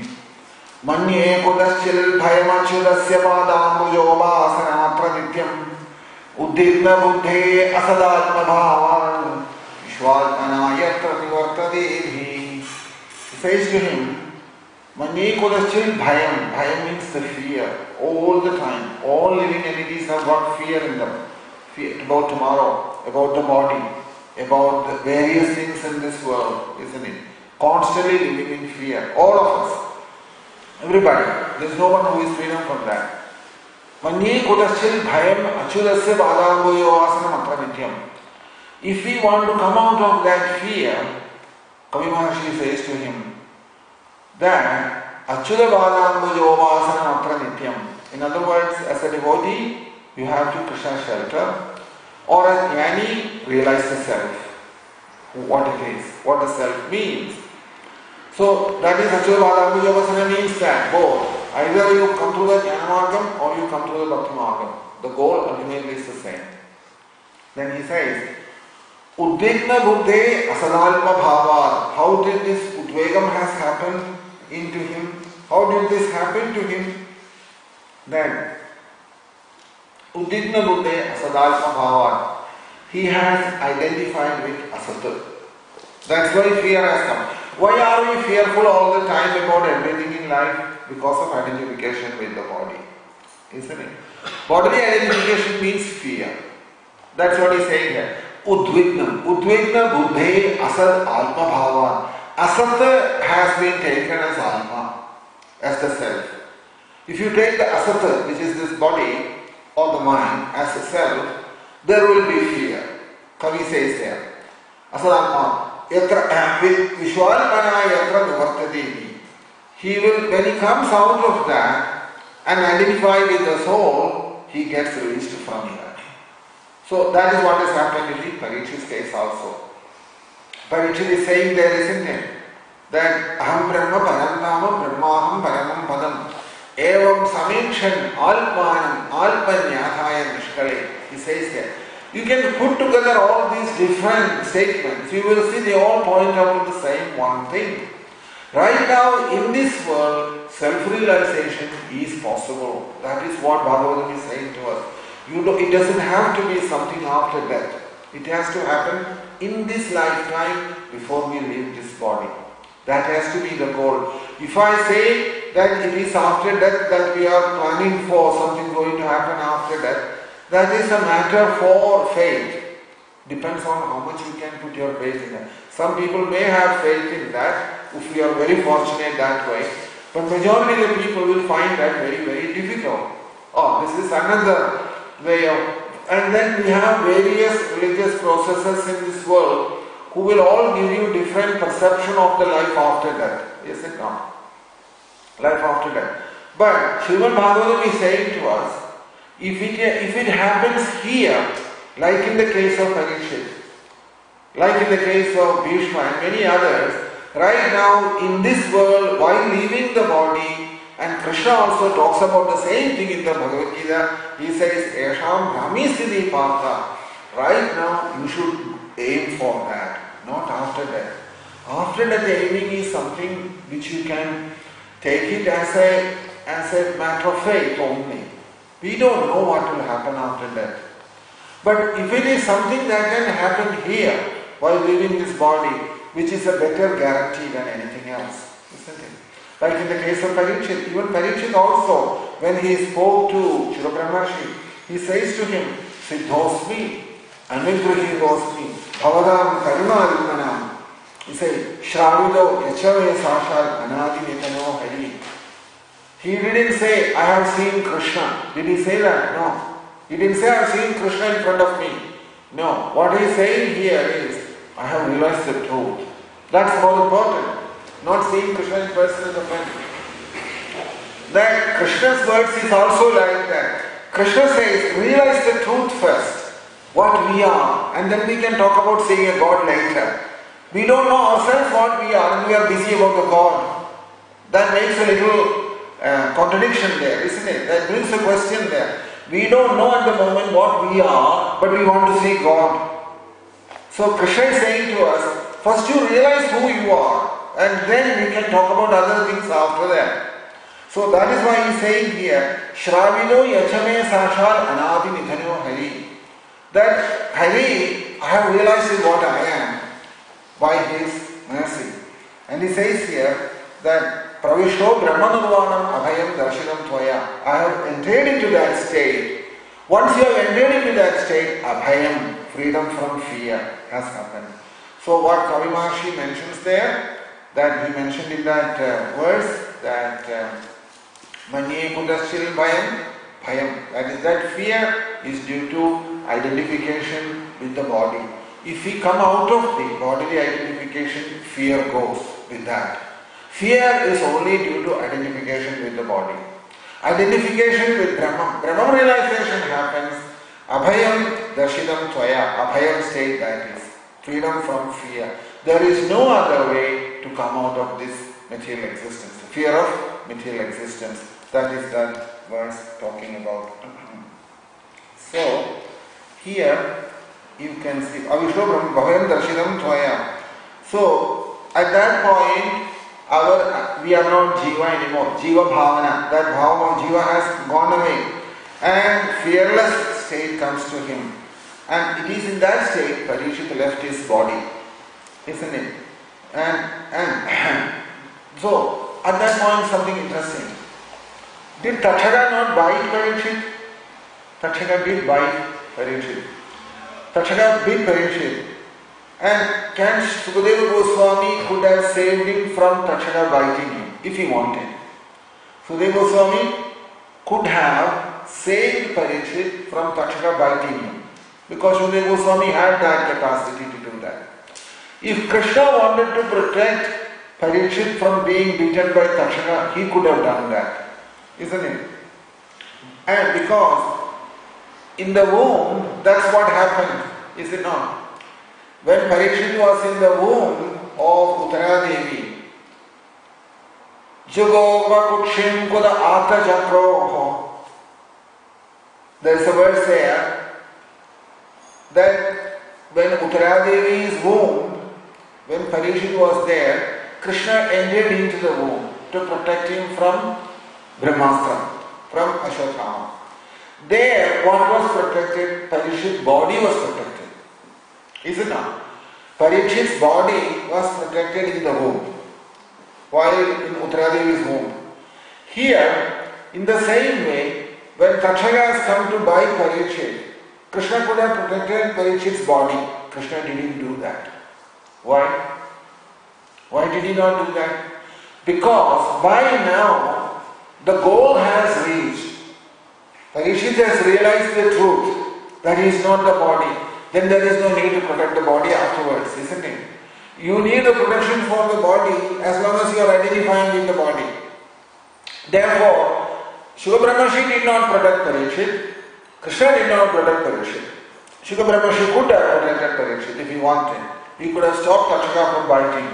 He is that powerful he is. He didn't do that. Krishna could have protected like he did in the womb. He didn't do that either. Neither of them did that. But that is why it mentions there that he did not protect them, because in the early stage, in the beginning, in the womb, he was protected. Why did he protect them in the womb? Because it was Krishna's plan that let that body stay for some time. Let that body stay for some time. And let it stay in this world for some time and get self-realization, Tattva-jnana on its own. Well, it happened through Shuka Brahmashi, the self-realization, and at that time, and then he can throw the body away and go from here. He can throw the body away here and he can go from here. So, actually, that is the proper protection, not the protection in the womb. We always say, oh, he was protected in the womb, he was protected in the womb. Actual protection what Krishna has given to him is this opportunity he has given to Parikshit for self-realization in this world while living within that body, and then protected him by sending Shuka Brahmashi to him to speak Srimad Bhagavatam. That is the proper protection what Krishna has given to Parikshit, not the protection in the womb. This you have to understand from Bhagavatam. Bhagavatam is making us aware that we all have been given this body. We were all protected in the womb by Krishna's arrangement. Otherwise, we would not have come out with all the hands, legs, everything together, isn't it? Who was the force behind it? Who protected us? What's the guarantee that we have a reasonably healthy body, all senses working, and breathing system working, blood system working, digestive system working, everything working? Krishna has protected us there. Why? Because this Parikshit's example is for this purpose, to prove it to us that he was protected in the womb for one reason. He was protected later on for another reason, for two different reasons. In the womb he was protected because Krishna said, let him have his body, come out, and keeping that body, let him realize the self in the proper way and escape from here. And then he doesn't need protection anymore after he comes out of the body. When that happened, Krishna did not offer any more protection to Parikshit. Have you noticed that? He could have stopped Takshaka biting him, isn't it? Krishna, like he protected from Ashwatthama's Brahmastra, he could have protected Parikshit from the Takshaka biting. He didn't do that. Why? Because now Krishna knows that Parikshit has come out of the body. Similarly for us also, while in the womb we were protected. For what reason? To come out and to inquire about the self and escape from this body once for all. At that time, we don't need protection for the body. We want to come out of this bodily identification. This is the principle of the Srimad Bhagavatam, how it is presenting the process to us. Therefore, so you can see this, that many devotees also, they have done the same thing, great realized souls, that they have done in the same way. So, many Mahatmas, they have done the same thing. That initially they will give you some protection and some shelter, but then they expect you to come out of it, that body and opportunity to live in this world only for one reason, that you will realize the self once for all and do not come back to another material body again. That is the real protection. The real protection is when you leave your material body once for all and not come back and accept another body. Then you can say that you have been protected. But otherwise you can see sometimes some people are, when they go in their adventures, they go into the deep sea and they get drowned there, isn't it? At that time, sometimes they get protected by the helicopter, RIC or somebody like that. They go and pick them up from the water and we say, oh, we have saved them. They make like that. Doctors also say this. We have saved so many people today by their effort. Who is saving whom? That's the question we have to ask. Who is saving whom? The person who is saving is also dying. The person who is saved is also dying. So anyone who goes through this cycle of birth and death, you cannot say that is not real saving. Like Krishna said Parikshit in the womb, and we all think that was a big saving. Krishna could have done that, otherwise. Krishna doesn't take that very important. On the other hand, Krishna thinks that the real saving is what Shukra Brahmarshi has saved Parikshit. Shukra Brahmarshi saving Parikshit is more important than Krishna saving Parikshit in the womb. Real saving is what Shukra Brahmarshi has done to Parikshit through Srimad Bhagavatam. Not the Krishna saving. Saving the body is not considered to be a great thing from the Vedic point of view, from the Shastra point of view. Shastra does not give any value to it, saving somebody's body. You save the body, then what? You engage in sex gratification, then you are already dead as far as Shastra is concerned. So that's why these things in the Bhagavatam is important to take notice of these things. That Parikshit's death, Parikshit, when he escaped from the body, and then he says to Shukra Brahmarshi, he is saying to him, Brahmanurvanam abhayam darshinam tvaya. That is the statement. Pravishko Brahmanurvanam. I have entered into Brahman. Therefore, abhayam, freedom from all kinds of fear. Darshinam tvaya. When Shukra Brahmarshi heard that, he was happy. And then he didn't have anything to say further. So now from this you can see the importance of realizing the self. Without realizing the self, spiritual life has no meaning. Okay, we can live, you see, in the normal, ordinary level people, they will be satisfied with some stories and some incidents in the past, if you explain, they will have put their faith in that and live their spiritual life in that way. But because people have increased their intelligence, in other words, due to the method of education and everything, the intellectual level people have grown. They will not be satisfied with stories. It's very difficult. They require proper answer and they require proof as well for that. Therefore, Srimad Bhagavatam is more scientific that way than any other Purana in that sense. Bhagavatam's presentation is such that everything what Bhagavatam is talking about, it has to happen here now. Today it has to happen. And if it is not happening here, something is not promising after death, something else. That's another thing. That's why where religion comes a problem. Because many people, you can see this while talking to young people who have gone to schools and colleges and studied through logic and reasoning and trying to find out. For them, Srimad Bhagavatam can be of great help because here it's not talking about a religion which is after death something, which is another. Then they will start saying like this, well, if that faith helps you, if it is saving you some trouble in this world, you can keep your, don't tell me, they will say. That's what most of the young people say in this world now, isn't it? I'm an atheist, don't tell me anything. And if your faith is helping you, you can carry on, but don't bother me, you will say.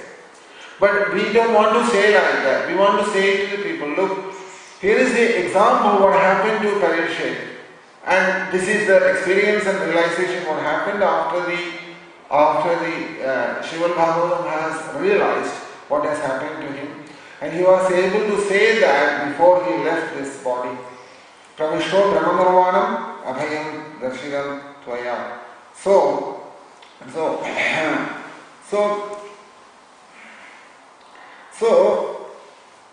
getting you out of death is not the goal. Is not the goal. So, because death of the body, nobody can change it. Body has to, meant to die. Body will die. That is the nature of the body. Because it belongs to Prakriti, material nature. Isn't it? On the other hand, immortality, Amritattvam, what the Upanishads calls as Amritattvam. And Amritattvam to show to us that we are immortal. That's what Shastram does to us. What Upanishads, Bhagavatam is doing to us is to show to us that we are immortal. We are not subject to death. If that experience, realization comes, then that is immortality is the state, Brahmanirvanam, what it is called in the Bhagavatam. Bhagavatam's intention is not to show to us that you don't die, you will die, body will die, because that is provided by material nature, it is meant to die. Soul, that is which is our identity, spiritual identity, that cannot happen. So, therefore, that immortality showing to us that I am that immortal thing. Therefore, Ananda Rupam Amrutam Yad Vibhadi, says in the Upanishad. Ananda Rupam Amrutam Yad Vibhadi. Our identity is Anandam. Satyajita Anandam, isn't it? Anandam is our identity. Ananda Rupam and immortality. Amrutam Yad Vibhadi. And that is what shines from there. So, Visheshena Bhadi. It is already there in the same state. But what is happening is, what is already there, that starts coming out. It's not something new will come from outside. If it is something has to come from outside, it will go. It won't stay. This is the basic Vedanta principle. Anything that comes from outside, it will go. Because it has come, it has to go. But something which is already there, it will always be there. Nasato vidyate bhava. Bhava, it is always there. That's why when we say that the soul on its own is immortal. It is Sattva, eternal. It is Chitta, full of knowledge. And it is Ananda, full of bliss. It's already there. It's not nothing has to come from outside. It's already there. All what's happening is, when we lose our identification with the body, mind, intelligence, ego, everything, and our attention, Shraddha, falls on the soul, and we realize that that's what we are, immediately we experience that Sattva-citta Ananda. That state comes to us. So, and that is why that Agneya, whole creation itself is a Kalpidam in the Alma. That means it is superimposed on the Alma. Creation is nothing but coming from the Alma. In Alma, this is all manifesting. The world is manifesting. If soul is not there, the world doesn't exist. Is it not? Because the presence of the soul, the manifestation of the creation we are experiencing. Otherwise, where is the creation? It doesn't exist. So, Agnermodha Chakshushi Chandra Suryo Dikshotreva Vidhatma Vedaha Vayum Pranam Pradayam Vishwamasyam Kalsam Mujavashabudandar Alma. That Agnermodha Chakshushi Chandra Suryo, that sun, moon, earth, planets, everything, all different directions, all the senses, word power, hearing power, all of those things, Vayu, air, fire, prana, the different elements, heart, all of them is only functioning because of the presence of the soul. Because of the presence of the soul. So, only first thing we have to understand is this.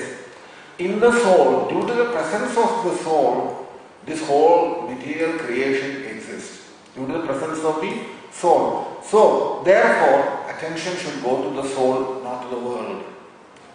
You know how hard it is because we became so external to pull this whole thing back again to the soul. The attention to the soul is a very difficult thing.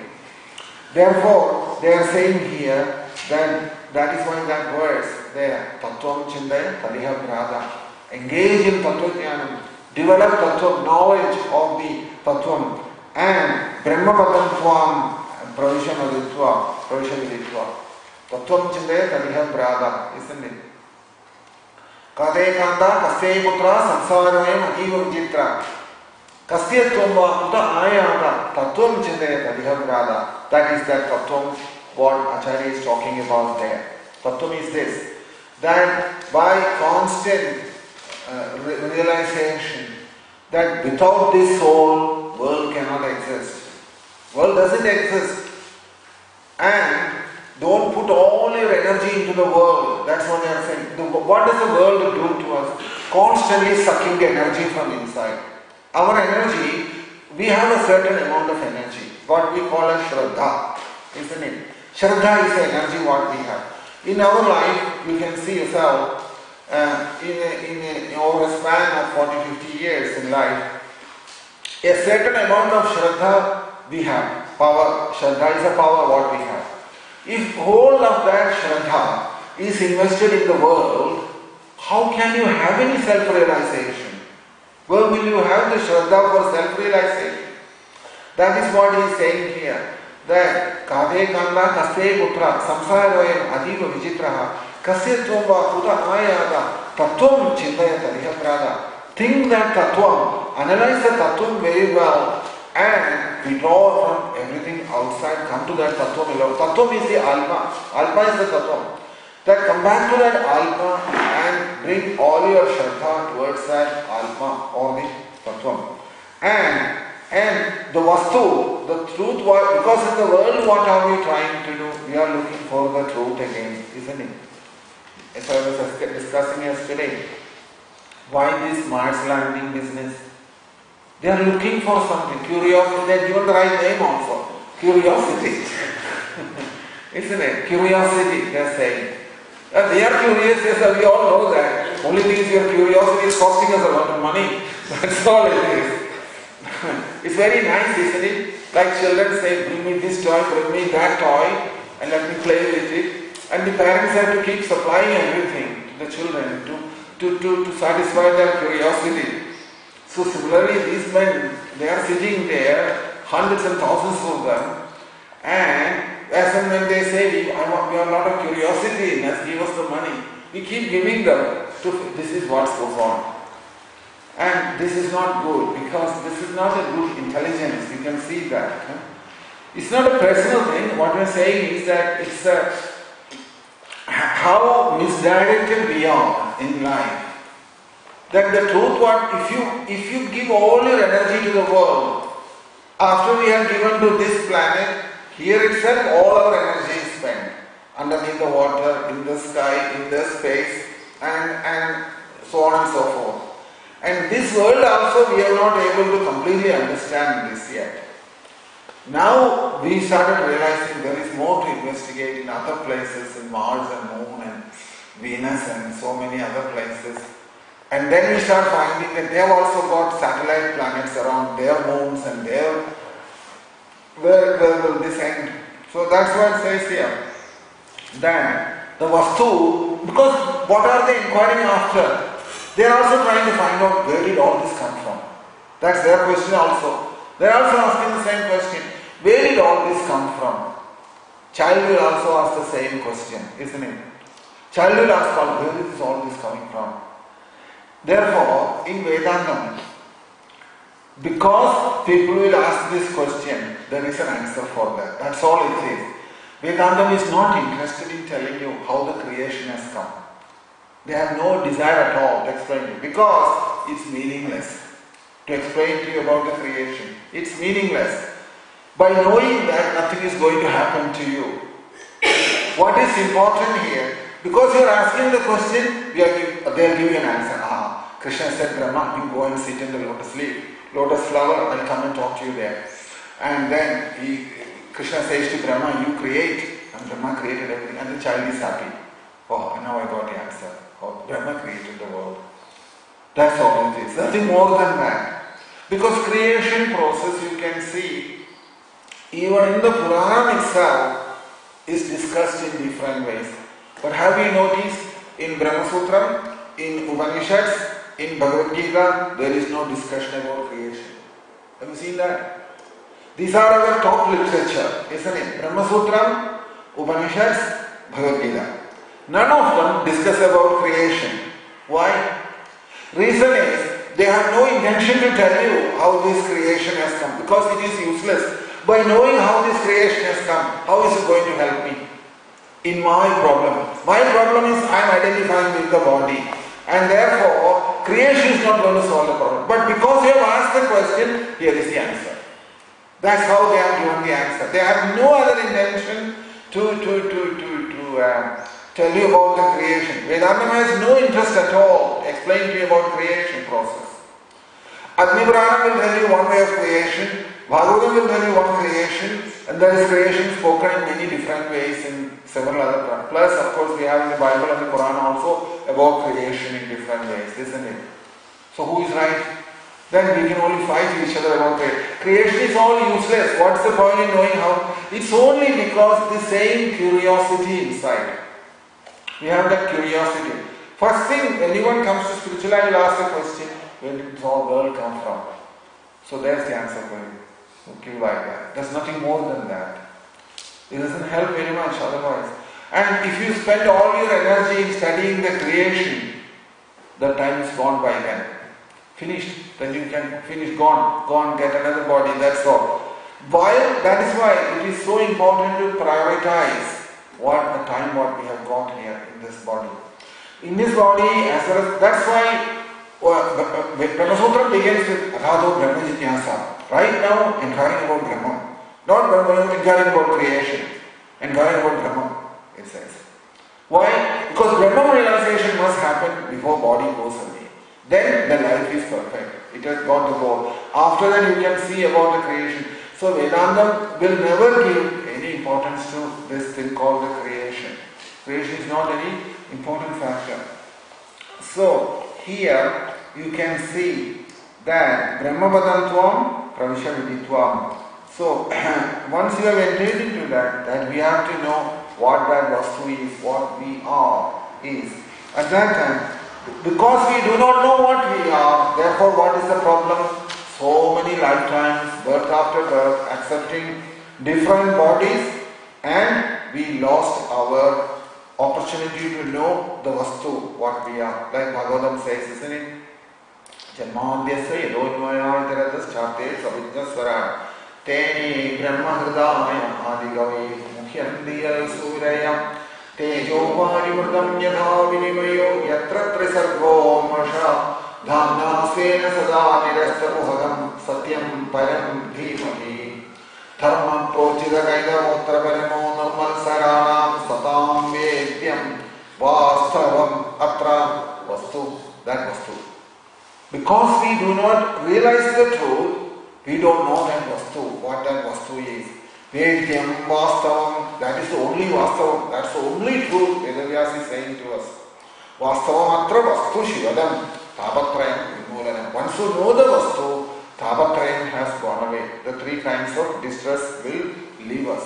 Till you know the vastu, it will be there. Till you know the vastu, it will be there. So, that vastu, we all have got it. We have already got that vastu inside. So therefore, that through our shraddha, we have to make that vastu our own. We have to make it our own. That is what he mentions there, Brahmapadantvam Pravishaviditva. Brahmapadantvam Pravishaviditva. If not, if you don't do that, what will happen? Time will go like this. Happiness and distress will come again and again. You will see that next verse, in the 12th verse. Danayamityo Sayam Prado Shishiravasanto Punarayado Kalam Kridadi Gachari Ayu Tadavena Munjari Asha. That's what will happen.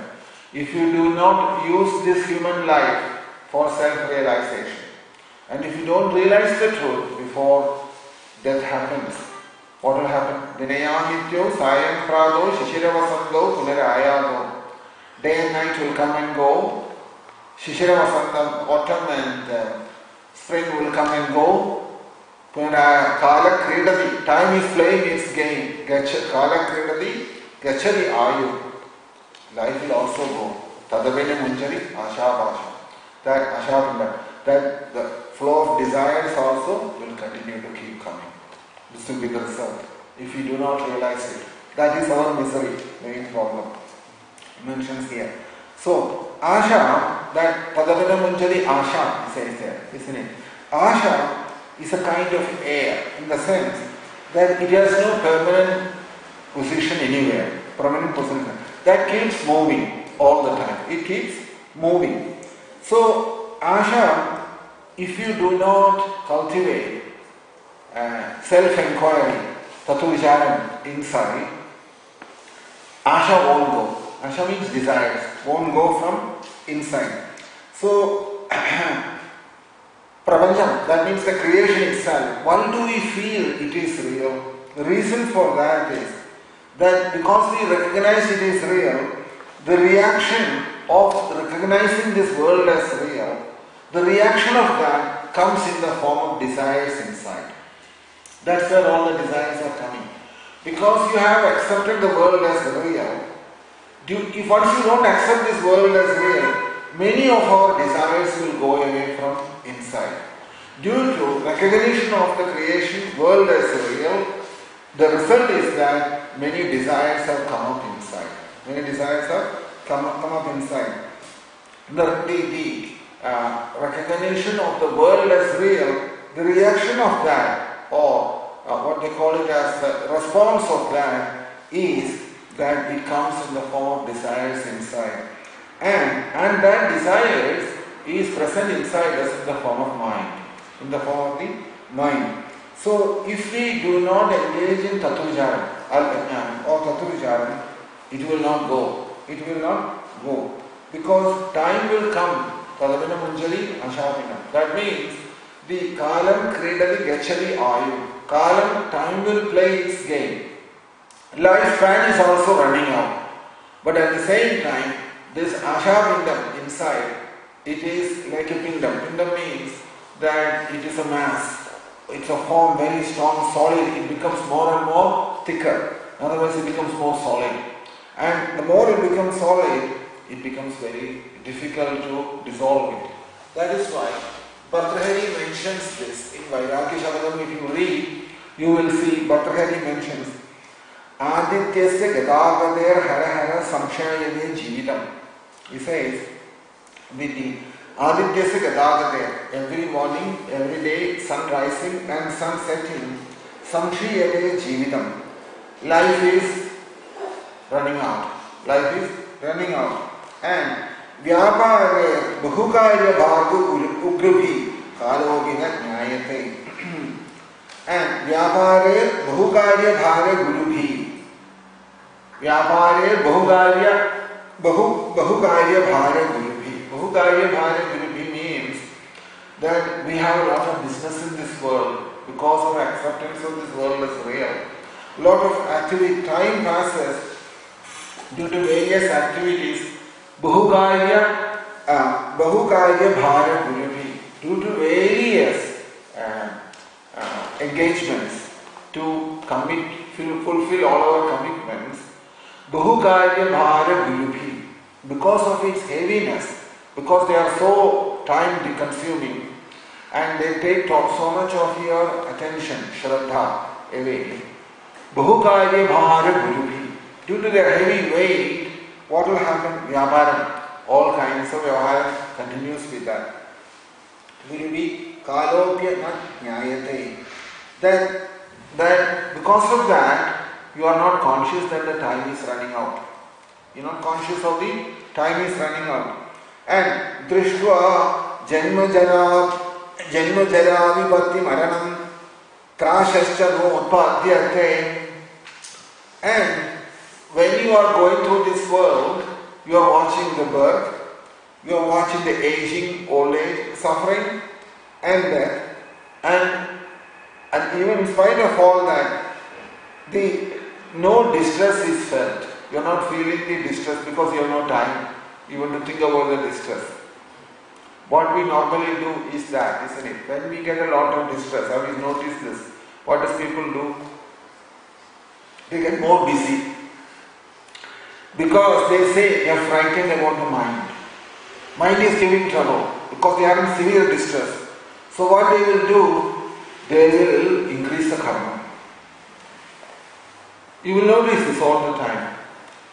That is why these people who work long hours in the office, it happens from this because there is so much distress inside. That's why they become workaholics. They are taking shelter of karma. They are thinking that if somehow I can absorb my mind in the work, I will get some shelter from there. And then after 18 hours working, come home fully exhausted and then take some drinks and go to sleep. So another day is gone. Virtually killing themselves. Not that they are enjoying this work so much. Nobody enjoys work because normally we know very well. After working we want to relax. Everybody wants to go on holiday. Not that everybody wants to work the rest of whole life, you say. Nobody wants to do that. But why is it like that? Some people, you can see if you observe them carefully, that become like this due to the distress inside. But to escape from the distress, they take shelter of the work. They take shelter of the work. And sometimes you can also see some people after working many months like that, they want to run away from there. Why? Because the nature is not to work. Is want to enjoy. That is our nature. Not to work and suffer whole life. That's not our nature. But because it is like, that's why it says here, Bhakti says here, Drishva janma jaradi vibhakti maranam trayashamo ulpadyate, that they are seeing their family members are leaving. Something is happening inside the family affairs, are breaking up, or some illness is coming to somebody and that becomes a burden. Overall, there is no happiness in life. And they start feeling the distress. When the distress is building up inside, what do? They take shelter of the work. That's all they can do, isn't it? You know, Trashashya Ulpadyare, Pitva Mohamayam Pramada Madira Unmatta Bhudam Jagat, he says. But he is saying that the world has become insane, he says, by drinking the intoxication of the wine of infatuation. He says that Pitva Mohamayim Pramada Madira Unmatta Bhudam Jagat. Jagat, the world has become Unmattam. Unmattam means mad. Because of Pramadam. Pramadam means the ego that is inside them. That they are feeling that Unmatta Madira Unmatta Bhudam Jagat. Pramadam Madira Unmatta Bhudam Jagat. They have drunk this Pramadam and they have got drunk, and that is how this world is. Pitva Mohamayim. Due to that, they have fallen into this delusion, he is saying here.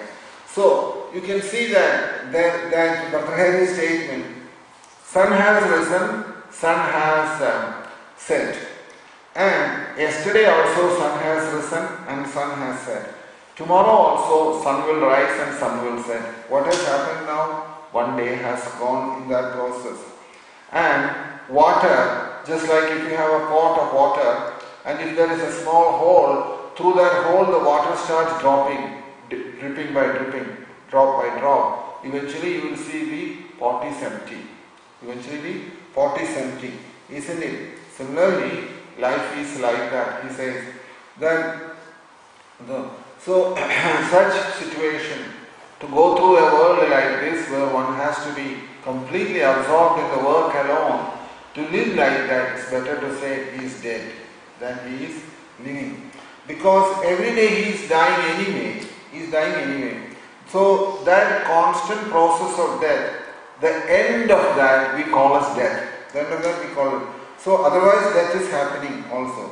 Because you can see within this body, we have when we were a young child, a small child, that body is dead and gone. Then we got a young boy's body, that body is also dead and gone. Then we got a teenager's body, that body will die and go. And then we got a young man's body, that body is also dead and gone. Then we got a middle-aged man's body, that body is also dead and gone. Now we have old man's body, this will also in the same way will die and go. So when the body finally dies, it becomes Jadam, isn't it? It's called Jadam. And similarly, Krishna is also saying, when the Jadam dies and goes away, somebody else will come from there. And Vyaparam Bahuvarya Karya Bhavi, he says there, that so many things, he is thinking in middle of all these things, when these things are happening to the body, he is thinking, I have a lot of big important assignments here, responsibilities here in this world to do. So, even though lifespan is going away like this, people, the people say like this, that I have no, he says, that I have no time. People are saying like this, I have no time, they say. But Bhartrhari is making fun of us. He's saying to us like this, he says, oh, everybody is thinking they are doing such big things in this world, isn't it? Aparadyakariyam kartumasi. So, and they are saying that a big thing I am doing in this world, executing a big responsibility here. Let them do that, he says. Kalovida nyayate, because they do not know that they are under the time is running out. We say all of them are like a huge pot of water which has got a hole in that. The water is dripping through that and the pot will be empty very soon. Similarly, whether you are doing big thing in this world or a small thing in this world, at the end your lifespan is running out, one way or the other. So you can see sometimes in big cities how people live. In Bombay, you can particularly see this on the electric train. In the middle of the night, also it's fully crowded. In the middle of the night also. Because, and some people are chanting the rounds also while standing in the train. They're running here, rushing there. And there is another world within that world. In that train inside, you can see there. So he says, Drishtva Janma Jara Vipatti Maranam.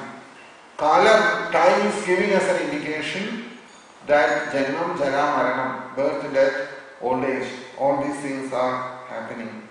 And Yamadharmaraja also mentions the same thing to Nachiketas, isn't it? Yamaraja has sent his warrant to all of us at different times, isn't it? Generally we say he sends the warrant 32 times. Do you know why 32? Each teeth when you lose, it's a warrant. Well, be ready. The warrant is on its way. The arrest warrant is coming. So that's why 32. 32 times he has sent that I'm on my way, he's telling us. I've already boarded the train. Some or he's sending a text. Because these days Yama also has got a text, mobile he sends us a text message. So Yaman calls us, first the teeth goes and the hair starts going grey, and even after seeing all these things, we cannot see that Yama is on his way. We don't want to recognize this. The Raja is like that like the lawyers send their notice, isn't it? Sometimes they send notice to you, come to the court for this case, isn't it? So, Drishtva Janma Jara Vibhakti Maranam Trasanna Pashyade, that we don't see anything, what is happening here. We are not feeling any fear also. So, this is all the indication of the Jnanam inside, Avidya inside.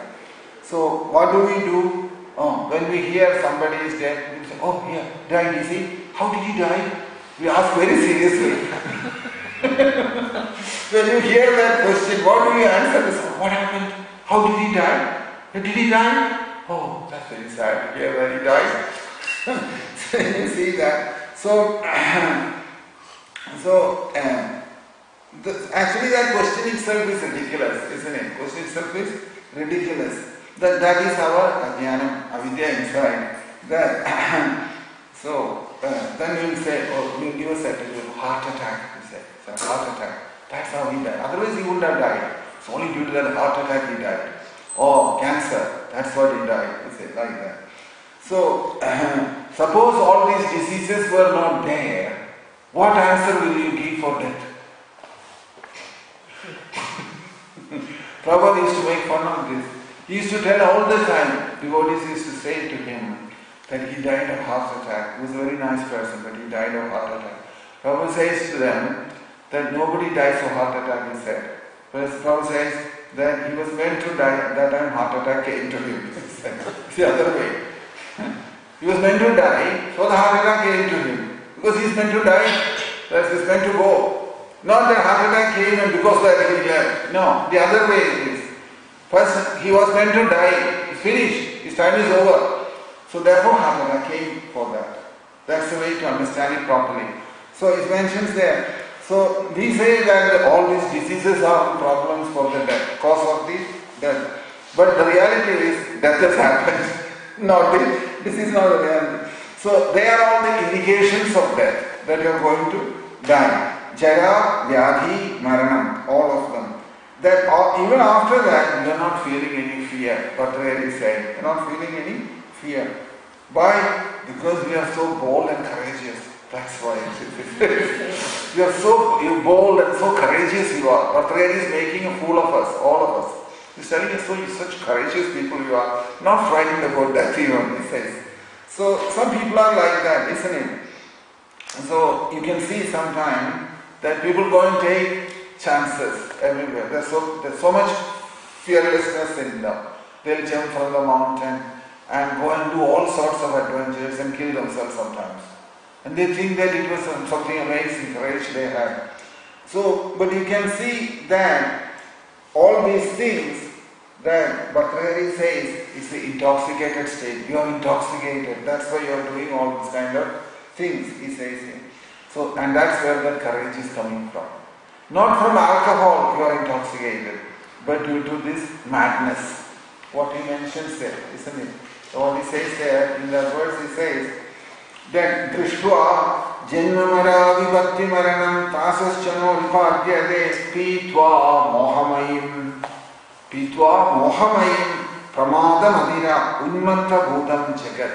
He says, Moha means illusion. We are drunk with illusion. That is what we are drunk. Not the alcohol he is talking about. Because we are drunk with illusion, Pitva Mohamayim, Pramadam has come. Pramadam means this madness.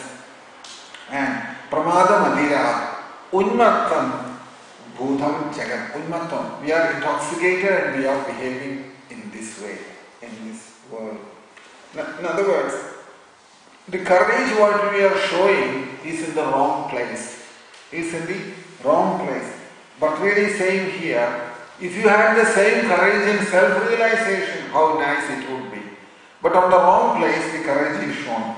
Madhira means this ignorance, ajnanam, avidya, that you are drunk with, and that's where it is coming from. So, we'll stop there for a few minutes. We'll continue after that.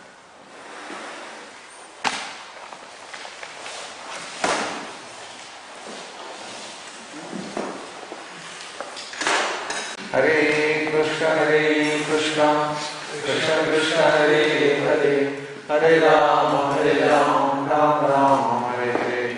Hare Krishna, Krishna Krishna, Hare Hare, Hare Rama, Rama Rama, Hare Hare. Hare Krishna, Krishna Krishna, Hare Hare, Hare Rama, Rama Rama, Hare Hare. Hare Krishna, Krishna Krishna, Hare Hare, Hare Rama, Rama Rama, Hare Hare. Hare Krishna, Krishna Krishna, Hare Hare, Hare Rama, Rama Rama, Hare Hare. Hare Krishna, Krishna Krishna, Hare Hare, Hare Rama, Rama Rama, Hare Hare. Hare Krishna, Krishna Krishna, Hare Hare, Hare Rama, Rama Rama, Hare Hare. Hare Krishna, Krishna Krishna, Hare Hare, Hare Rama, Rama Rama, Hare Hare. Hare Krishna, Krishna Krishna, Hare Hare, Hare Rama, Rama Rama, Hare Hare. So, Bhattacharya mentions this. Pitva mohamayim pramadamadiram unnata bodham jagat. He says that unnata means like a mad person. Mohamayim pitva. Pitva mohamayim. Madhira. Madhira means alcohol. Madhira, that is alcohol. He is drunk with moham. Moham means he does not know that the time is running out, and he is not conscious that the death is going to come to him, and he is not getting frightened when illness, disease is coming in life, and all the miseries of the material world, he is not feeling any disturbance over that. He is not getting distressed over it, and not feeling any seriousness about that. Therefore, that is the only reason why all matters related to spiritual life, we keep it in the backbench. We don't give any importance to that because of this ajnanam inside. Just like you can see that everywhere, newspaper, television, and everything, when they talk about the news and all other things, and they don't give anything relationship with spiritual life, do they? They don't talk about anything related to spiritual life. On the other hand, if some politician has said something, some nonsense, they'll keep on repeating that. They'll give importance to that. Oh, this Prime Minister has said this somewhere. That, somebody, President has said this, and things like that. And they'll keep on. And they'll keep on repeating that. And they'll say this has happened in some other place, that has happened. Why? Because they are not feeling the reality of this life in this world in the proper way. For them. Therefore, they are saying that if you have time, only then you should read Bhagavad Gita or Srimad Bhagavatam. If you don't have time, don't worry. That's what they are saying. So, if you have nothing else to do, then you read Bhagavatam. If you don't have anything else to do. So, that is why it mentions here, Pramada Madhira Unnatta Bodham Jagat. He says, Pramada Madhira Unnatta Bodham Jagat. Why? This alcohol, what you have drunk, is ignorance. That's alcohol you have drunk. And because you are drunk with that, you are not feeling any seriousness about life, proper way. serious about life. The death is coming, old age is coming, disease is coming, not conscious about anything, not caring for anything, and busy with so many other projects. They are all coming and standing in front of us, old age, disease and death, and there is no solution to the problem. There is no solution to the problem. And in spite of that, science has advanced, this science has advanced, and we keep repeating this to everybody. Science has done this, science has done that. What has science done? These problems and nothing has been, no solution has been found for that. And that is why this particular Bhajavakam prayer is another name for this Mohamudgaram. That's the word for that. Mohamudgaram means with a mortar smashing on the head of one's illusion. So, but we are such people, we have put a helmet there, so when we leave, we don't get smashed. That's the type of people we are.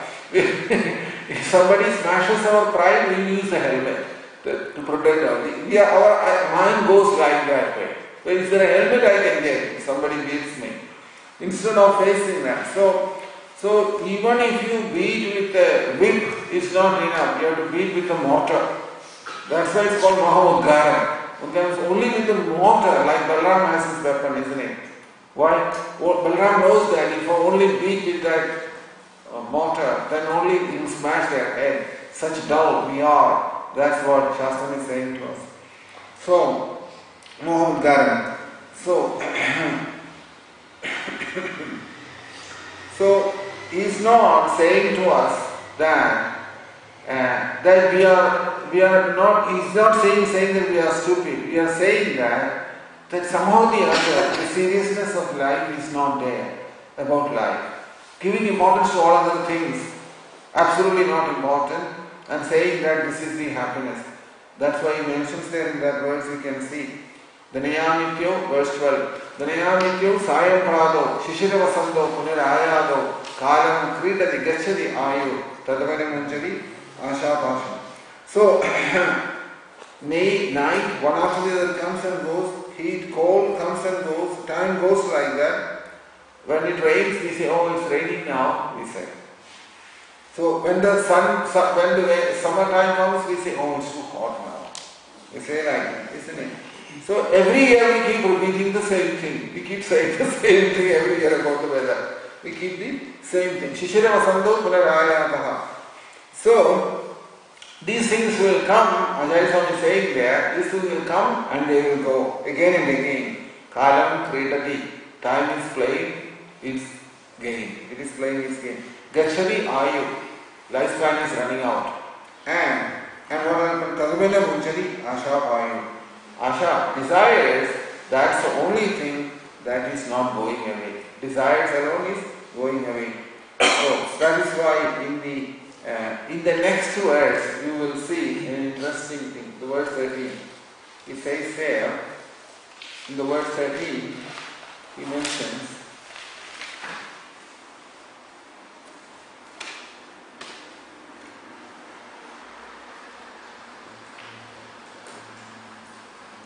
Kade Kantha Dhanagati Chinta Vatula Kim Tava Nasti Niyanda Trijagadi Sajjana Sangati Reka Bhavadi Bhavarna Tarane Nauda Kade Kantha Dhanagati Chinta Vatula Kim Tava Nasti Niyanda Trijagadi Sajjana Sangati Reka Bhavadi Bhavarna Tarane Nauda, it says. So they say that if you say all these things to them, they say to us, whatever you are saying is all correct, we agree with you, but if I don't go to office and get my salary, how am I going to live? They'll ask this question. You know, I've got wife to look after and she is getting more money than me. So that's another problem. So because of that, for my vanity, I have to get more than her. So, and that is why Kade Kanda Dhanagata Chinda. And Ajay Swami is asking, who is your so-called wife? He says, and with whom have you got this connection with them? And suppose you die tomorrow, or you get a serious illness, or some other distress comes to your mind, will they be with you at that time? Will they be with you at that time? Yes, so that's why it says here, Vatula kim tava nasti niyanda. Nasti niyanda. So, this is and there is there nobody else to tell you the truth, he says.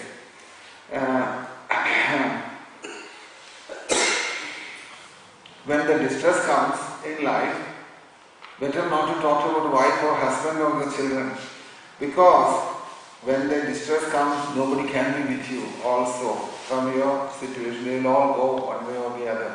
They will have to go. Because, okay, if you fall down, they will bring you some painkiller or some ointment or something, or you can put this ointment. They will say that. That's all they can do. So, on the other hand, if the distress comes inside, you have to know this.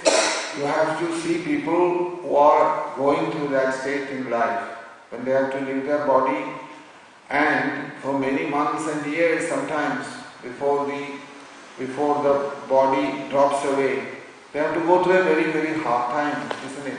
If you are lucky, you may escape without too much trouble, but in many cases you may have to stay here a very long time, and that is what he is talking about. That Kade Kanda Danagati Chinta Vatula Kimdava Nasti Niyanda Trijagati Sajjana Sangati Eka Bhavati Bhavarnava Dharane Nauga.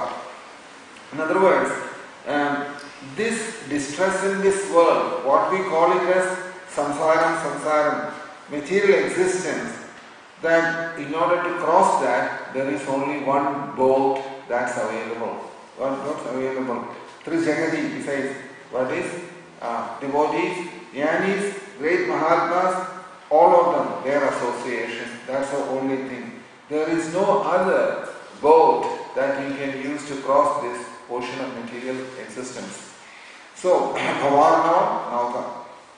So the ocean of material existence, there is no other way, he is saying here, that association with devotees, Sajjana Samsargam. Samsargam means Satsangam. That is the only possibility where it is possible to get over this material existence.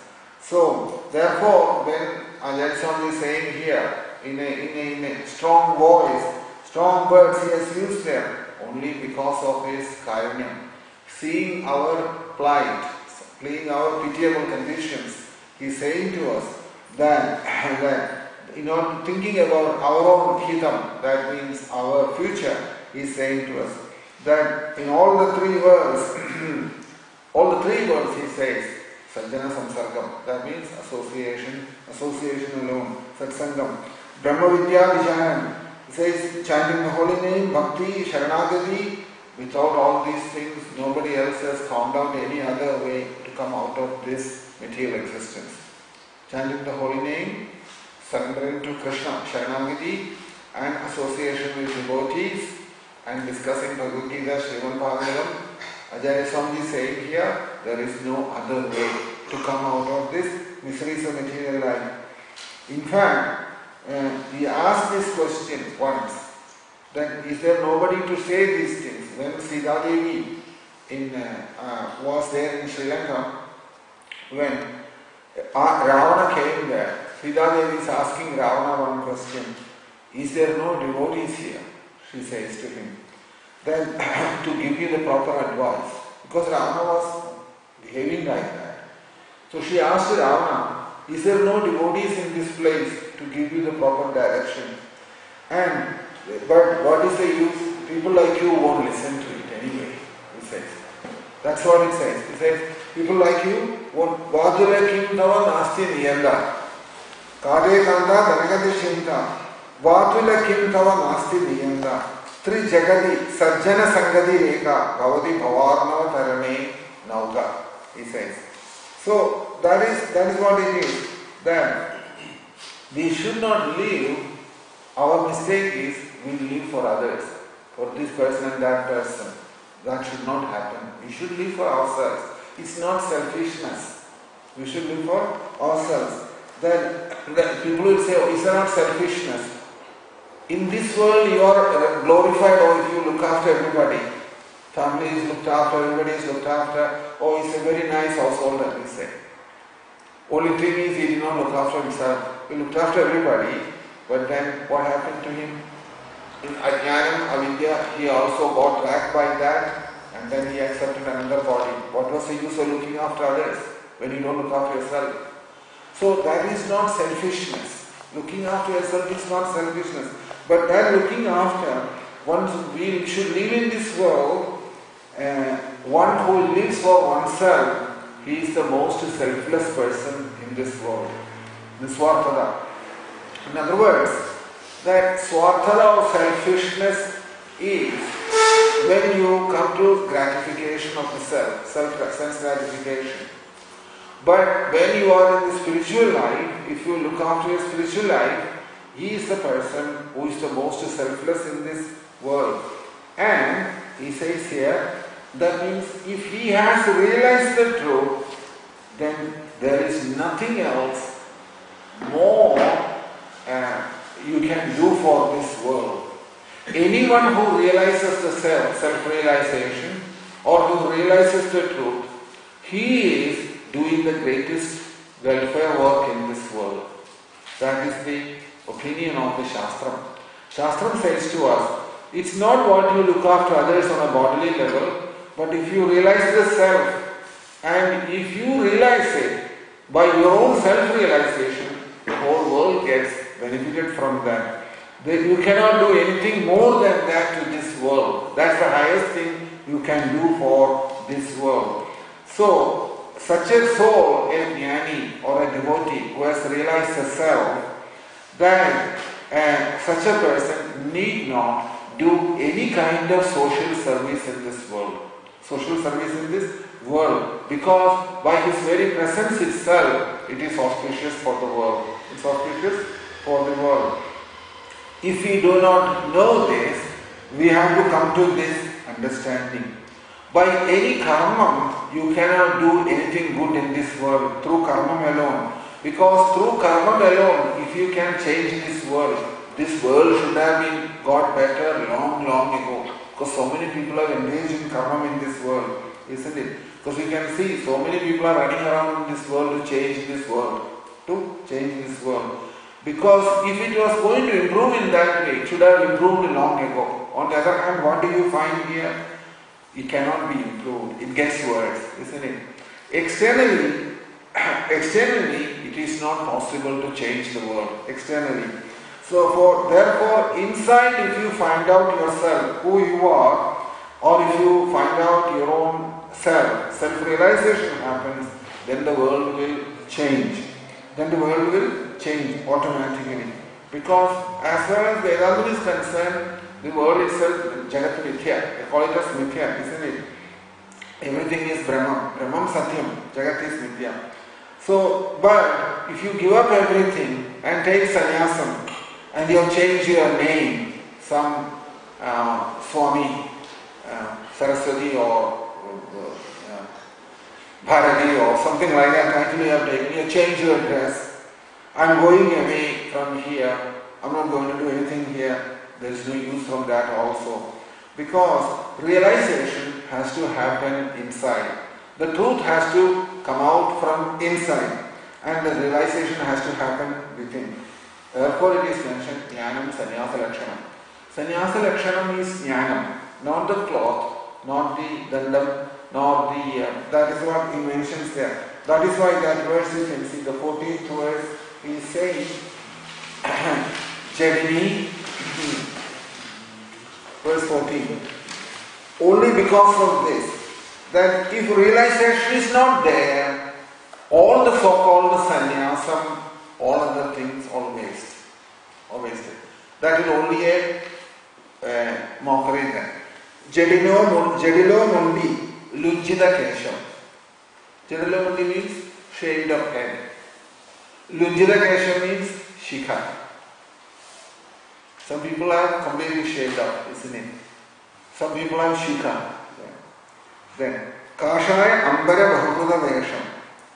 One person is dressed in saffron dhoti and saffron kurta, saffron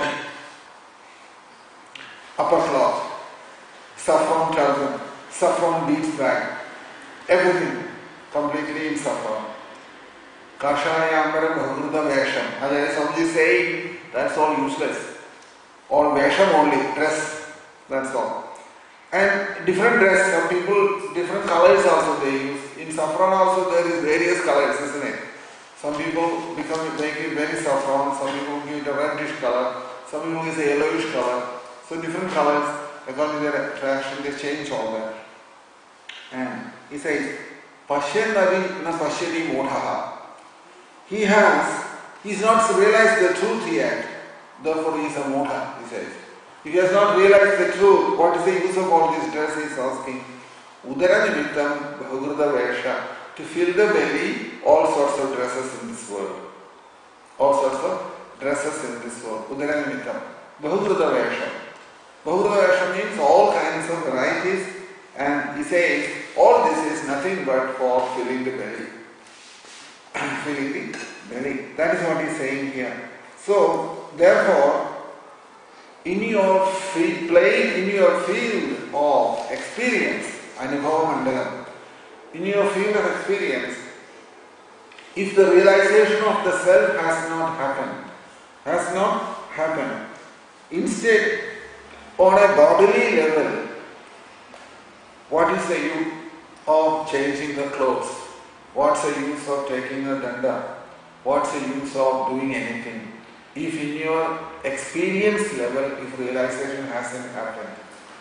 Some people say if you don't change all these things, it will come, it won't come. It has to happen inside first. And after that, if you take sannyasam, it is a little different story. But therefore, he says here, the satyam, the truth, you have to see in the friend. One who does not see that, he is called vatula. He says the word vatula there, isn't it? Mudhadhi. So, find out that truth. That's why he says here, Bhaja Govindam, Govindam Bhaja, Mudhamate, and Samprapte, Sannihide Khade, Nahi Rakshadi, Dukranji Karane. He mentions there, Nahi Rakshadi, Dukranji Karane, he says here. Isn't it? So, what is Acharya Swami says in Bhaja Govindam? Ultimate goal of life is realizing the self. Realizing the self. Or, in other words, if you talk about that in the language of bhakti, going back to Krishna. Realizing Krishna. Realizing the truth. Bhakti itself is self-realization. Bhakti itself is proper bhakti. If one has developed proper bhakti, that is self-realization. Because proper bhakti comes after Brahma Bhuta Prasannatma Nashodari Nakamshari. Sama Sarveshu Bhudeshu Mandakrit Lepale Param. The famous words in the Bhagavad Gita, isn't it? Krishna is saying, when Brahma Bhuta state comes, self-realization happens in a person, there is no hankering, no lamentation in him. And he also realizes Sama Sarveshu Bhudeshu, which we have discussed many times before. Sama Sarveshu Bhudeshu means Krishna's presence in all the living entity. Only then it can be Sama. And such a person, Krishna says he will have bhakti, parampara bhakti. And if that para bhakti is what Krishna is talking about, and here also. So, bhakti itself is meditation, dhyanam. Bhakti means, particularly separately, you don't have to practice meditation then. Bhakti means that natural love inside for Krishna, anusandhana, continuous flow of thoughts towards Krishna or towards the soul. And Nirantasyaham Sulabha Parta Nityayuktasya Yogina. Krishna says in the Bhagavad Gita, isn't it? So, Tasyaham Sulabha Parta Nityayuktasya Yogina. That means continuously one who thinks about it. Krishna is saying here, in a natural way, it has to happen inside. Thoughts going after Krishna. So, and such a person, Nityayuktasya Yogina. Krishna says, for such a person, I am freely available. Krishna says, Tasyaham Sulabha Partha Nityayuktasya Yogina. Nityayuktasya Yogina. In other words, one who never separates himself from Krishna. Separates himself from Krishna. So, the problem is, normally, we have this understanding, Krishna is sitting somewhere far away, I am sitting here. It is at that time, this separation is experienced. You can never realize the self when you think like that. Krishna is sitting somewhere, I am sitting here. That is what is mentioned here. Sagrut Vibhadam Sargur Vibhad Yatha Prabha. In the Bhagavatam you will see this Balayana Maharshi statement. Then Sagrut Vibhadam Sargur Yatha Prabha. That separation from Krishna must go. How will it go? When this avabodham, awareness inside, when we realize that, we will see that that separation from Krishna has gone away. In our material mind, what it tells us is Krishna is far, far away. We don't know when we will be able to see Krishna. People say like this. Not knowing that Krishna is very much within the heart. So that is why it mentions there that this separation and the distress coming from that separation is because of this way of thinking, that Krishna is far, far away. Initially we think Krishna is in the temple. After a while we think Krishna is not there in the temple also. Then we start thinking, where is Krishna? Some people say, oh, he is in the Golokam, somewhere far, far away. And when you start looking at the distance to Golokam, it's far away, from the moon, sun and all that. It's longer than that. So then you start thinking, when are we going to see him? So there is separation from Krishna. But what is Krishna saying to us is, Tasyaham sulabha paka nitya yuktasya yogina. That statement in the Bhagavad Gita, if you look, you will see. Why does he say like that? How will you understand that verse otherwise? Because if you look at that verse, Tasyaham sulabha paka nitya yuktasya yogina. It is in the...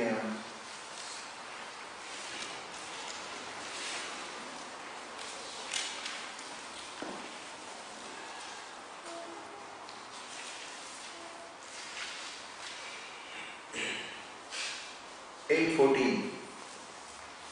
We will discuss that verse later in detail, but if you look at it now, you will see there that Krishna is making a statement, Tasyaham sulabha partha nitya yuktasya yogina.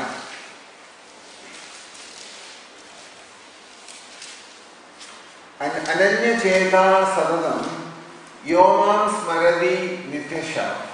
Tasyaham sulabha partha nitya yuktasya yogina.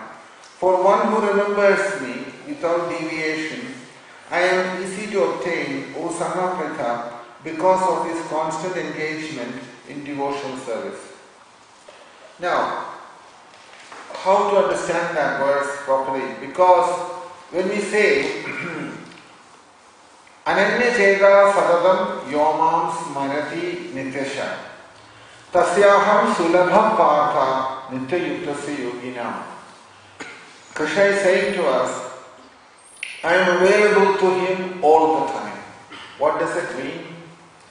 It means that Ananya Cheta Satatam, that he is not separated from Krishna any moment. That is Ananyatvam. Never separated from Krishna any moment. Yomam Smaradi Nityasha. Smaradi means, remember that word Smarana. Smarana means, remember, Yamyam Bhavi Smaran Bhav. That's Smarana. Smarana is this, that there is no separation from Krishna for a moment in us, in our life. How do we reach that state? Bhagavad Gita is answering that also. That if you come to this awareness inside all the time, what you are conscious of, that your existence, that awareness, avabodham, that is Krishna. That is Krishna. That awareness. But we are not in that awareness, we are awareness of the body we have at the moment. Is it not? So when the awareness of the body goes away, and when the awareness of our proper identity, the self, comes out, that is what Krishna is saying here. For such a person, tasyaham sulabha partha nitya yuktasya yogina. For him, I am always available. That's how we have to take that verse. But when it's spoken in the bhakti language, that is how it is translated here. Through the bhakti way. In the jnana margam, it has to be understood in a different way. Then, when you realize inside that awareness in me all the time, I am, which is known as avabodham. When you realize it, that I am that avabodham, I am that awareness, which is Krishna, When you think like that, there is no separation after that. Separation goes away. And that means for you, Krishna is already available there. Krishna is not a new thing that's going to come from outside. It's already available inside. So that realization is what that is spoken here. And in the Upanishads and the prayers also of the Vipulana Maharshi says, Sagar Vibhadam Savidur Yatha Prabha, he says. In other words, once the sun has risen, and there is no sunset. Once it has risen, there is no sunset. Similarly, once Krishna has risen inside the heart, once that experience has come, realization has come, it will never leave you completely. Never leave you completely. So once the taste has developed for self-realization, once it has developed, all other things will go away. So all other things will go away. Abhyasena nashyati.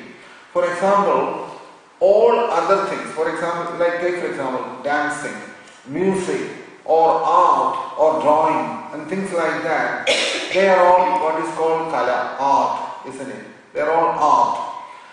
All these arts, if you don't practice it, you will lose it. Is it not? Music, for example. If you are not practicing regularly, you lose your musical talent. You won't have it always. To keep it, you have to keep on practicing it, to keep it going. Similarly, all other dancing, similarly, other arts also, it is like that.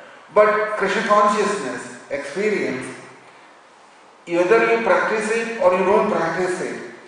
Once you have experienced it, what it is properly, then you will not be able to give it up. It will not leave you again. It will not leave you again. You will never use it. That is why Sagrajada Abhivardhane. Once it happens, it will not leave you again. So it will keep on getting better. It will keep on getting better. Akramya Hridyavasthiram, in the Bhagavatam it mentions that it controls you, it conquers you itself, everything in your field of experience, and till it is completed and all your vasanas are completely eaten away, it won't stop. That is the nature of Krishna consciousness. Properly executed, Krishna consciousness in course of time will completely conquer a person and takes away all his vasanas from inside, and eventually the whole place will become empty inside. Therefore, proper bhakti is not separate from that. That's why many explanations in the Bhagavatam is from this viewpoint, that Akramya Hridi Avasthitam. Uddhava also mentions this. That it proper bhakti comes inside, it gets it and it does its job. In other words, all the vasanas gets destroyed inside through the bhakti process or through jnana margam, either way. Vasanas gets destroyed and eventually it will eat away everything and it will put us into the right place. It won't stop till then. You won't be able to go away from that. Provided once that experience comes from bhakti or jnana, if it happens.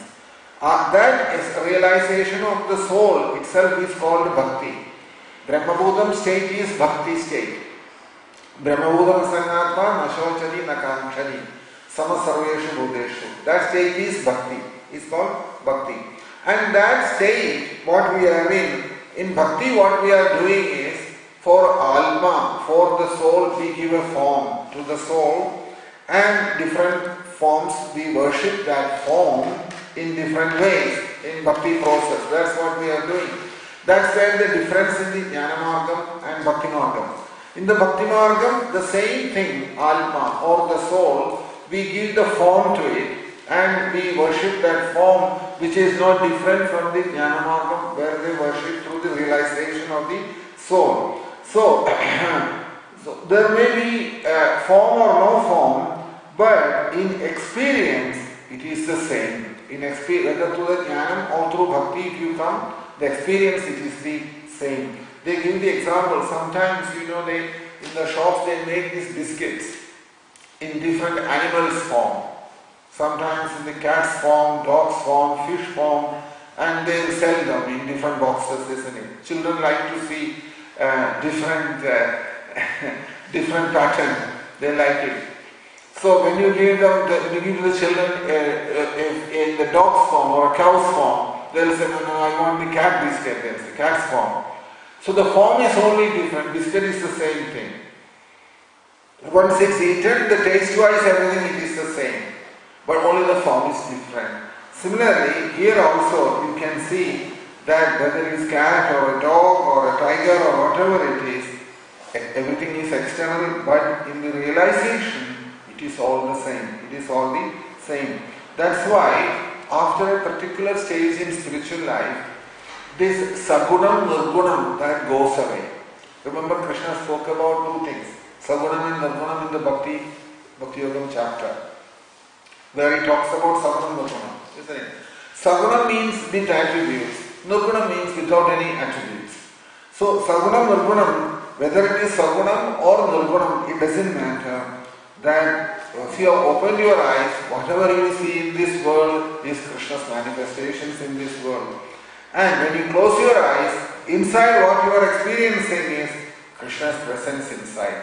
Inside is also Krishna's presence, outside is also Krishna's presence. Outside it is seen in the form of Namam and Rupam, name and form. You are experiencing that. And externally, you are seeing in a different way. That's why in that Upanishads it mentions there, Tvam Stri, Tvam Pumanasi, Tvam Kumara, Utava Kumari. After realization, the sage is telling us what he is looking at the world and he is telling us, whenever I look, you are that. When he sees a boy, he says you are that boy. When he sees a girl, he says you are that girl. When he sees a young man, he says you are that young man. And when he sees an old man walking with a stick, he says you are that. That means these changes in the body, everything has gone for him in his vision, in his realization. This is from the Chandogya Upanishad. It mentions that Tvam Stri, Tvam Pumanasi, Tvam Kumara, Utava Kumari, and Tvam Jirno, Dandena Vanchasi, Tvam Yadho Bhavasi, Vishado Mukha. That world, when you are seeing at that stage, in that realized state, is no more boy, girl, no more young man, old man, no more any of the other varieties what you see through name and form, that has all gone away from in our vision. That is self-realization. That self-realization means all these things. Self-realization is not that I advertise, I am self-realized now. You don't advertise these things. It has to happen inside. That when you see the world, then there is no boy, girl, man, woman, and old man. Everything is you. He says like that. Upanishad says like that. Tum yado bhavasi vishwado mukha. So you are that thing. That Jnani is saying here to the soul, addressing the soul, that you are that who is sitting there as the man and the woman and the girl and the boy and the old man and everything. So, and you are the same person who is walking with the stick in the hand as the old person. So, wherever you look, all this Namarupam, name and form, or in all names and forms, Krishna is present there in that form. And Krishna alone is standing in front of us in different names and forms, in different names and forms. But in order to come to that state, you have to go very high to come to that state. You have to go very, very high. So, and only in your plane of experience. In your plane of experience, you have to come to that. It is not a concept. It is an experience, isn't it? It's not a concept. It's an experience. In other words, in your plane of experience, Anubhava Mandalam, it's called. In your plane of experience, everything is Krishna's manifestation. That is why, when you look into the, you see, why I am saying this is, practically the realization of a jnani and the realization of a devotee is not different. If you remember, when Kavi Maharshi, the Navayogis, discussed with King Nini about Hari, spoke about three kinds of devotees, isn't it? Three kinds of devotees he spoke. Remember that? In the 11th canto, he spoke three kinds of devotees. About the first class devotee, what did he say? He didn't say first class devotee is always seeing Krishna in his personal form. What did he say? Sarva bhuteshu ya pashyet bhagavad bhavam almana bhutani bhagavatyesha savai bhagavadottama. That was how he defined it. That is exactly the same what Upanishads are saying about a jnani also. Sarva bhuteshu ya pashyet bhagavad bhavam. Every living entity, for him, that first class devotee, Paramahamsa says, it's only Krishna who is present in that body. That's all. Sarva bhuteshu yapashet bhagavad bhavam almana. Bhagavad bhavam in that person. Bhutani bhagavati esha savai bhagavadottama. In other words, all living entities, Krishna is present in them, and all living entities are present in Krishna. Either way it is. If you realize that, that is what it is talking about. So, in order to see that all living entities, that Bhagavad Swarupa, Bhagavad Bhavam, what it says is that, first of all, we have to experience Krishna in some form. In some form, first we have to experience. Before we experience Krishna, first thing it won't happen like that. That is in a very higher level. In a very higher level. So, therefore, that is why we have to start with the deity at the temple. Vaja Govindam, Govindam Vaja Mudhanate. So, therefore, Namam, chanting the holy name, Rupam, the form in the temple, worshipping in the temple, or worshipping at home also, some form of Krishna's form has to be worshipped to begin with. Before we come to the other one is a very elevated state, to see Krishna's presence in every living entity. That won't happen overnight. That takes time. That is as Kavi Maharshi, Hari Maharshi says there, it is the best devotee, first class devotee. But before that, there is another realization has to come in some form. First you have to see Krishna. After that, the other state comes later. That is what it mentions here. In order to do that, Shravanam, Kirtanam, Vishnu Smaranam, Padasevanam, Archanam, Mandanam, Dasyam, Sakhyam, Alpanivedanam, the 9 processes of devotional service. So in such a bhakti, in such a form that whatever form one likes, doesn't matter which form he attached to, Shyamasundar or Venugopal or Parthasarathi or whichever form of Krishna, whatever one is attached to that form, he should execute bhakti through that form. Hearing about Krishna and chanting the holy names of Krishna, engaging in the worship. So, bhakti means a very melodious relationship with Krishna's that particular form. So, Sriyam Vidanami Vasadhuvata. In the Bhagavatam you will see this statement. Sriyam Vidanami Vasadhuvata means very, very materialistic persons. For them, they are very attracted to the news of this world, isn't it? They enjoy reading magazines and newspapers and television stories and all such things, and they will keep on discussing about that. According to their vasana, they will discuss, isn't it? And that is why all these cinemas and other things, the stories of the cinema, movies, and all the novels, everything, they will discuss it very seriously about it. And in the similar taste, if we develop for Krishna consciousness and talk about Krishna's words, Krishna's instructions in the Bhagavatam and Bhagavad Gita, and also great Mahatmas, great personalities who have realized Krishna in that way, that when we start discussing that, that is bhakti. That is bhakti. Kathayam daschamam bhaktya nityayukta upasa tushyanti cha ramanti cha. Krishna mentions in the Bhagavad Gita, isn't it? To look into, you will see there. Kathayam daschamam nityam tushyanti cha ramanti cha. There is a verse which comes, I think it is in the 9th chapter.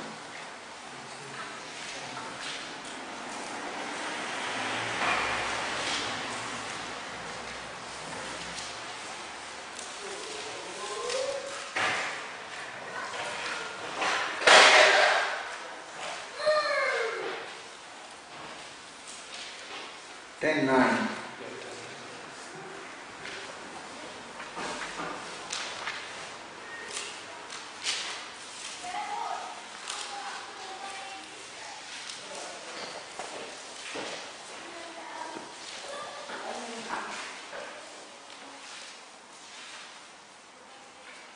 Machittamulkadapranam bodhayanda parasparam kathayandaschamam nityam tushyanti charamanti cha. He says, Machittamulkadapranam bodhayanda parasparam kathayandaschamam nityam tushyanti charamanti cha. The thoughts of my pure devotees dwell in me. Their lives are surrendered to me and they derive great satisfaction and bliss, enlightening one another and conversing about me. So that verse is in reference to this. That process if one follows, although it is attached to a form in the beginning, Krishna's form that we are attached to, Namam and Dhum, Krishna's holy name, Krishna's form, which we are attached to, in due course of time, once that is built up, it is the next step that when you see the presence of Krishna in other living entities. But first in one form, we have to realize that the self-realization has to happen within one form in Krishna. That only then says that it is very important the bhakti process. Bhakti process is like that. For example, Krishna has given us a capacity to read and to talk about Krishna. And if we don't talk about Krishna, we'll talk some other nonsense. Is it not? Therefore, in order to purify the words, Vakshuddhi they call it, in order to purify the words, we should talk about Krishna. Otherwise, it will get impure. It will become impure. To keep quiet is possible, is very difficult, isn't it? Completely keep quiet. It is impossible to keep quiet. Therefore, we have to speak. To keep quiet is very difficult all the time. So, because we can't stop talking, therefore what should we do? That is that verse 27 in the he's saying there, Gayam Gita Nama Sahasram, that verse. 27th verse.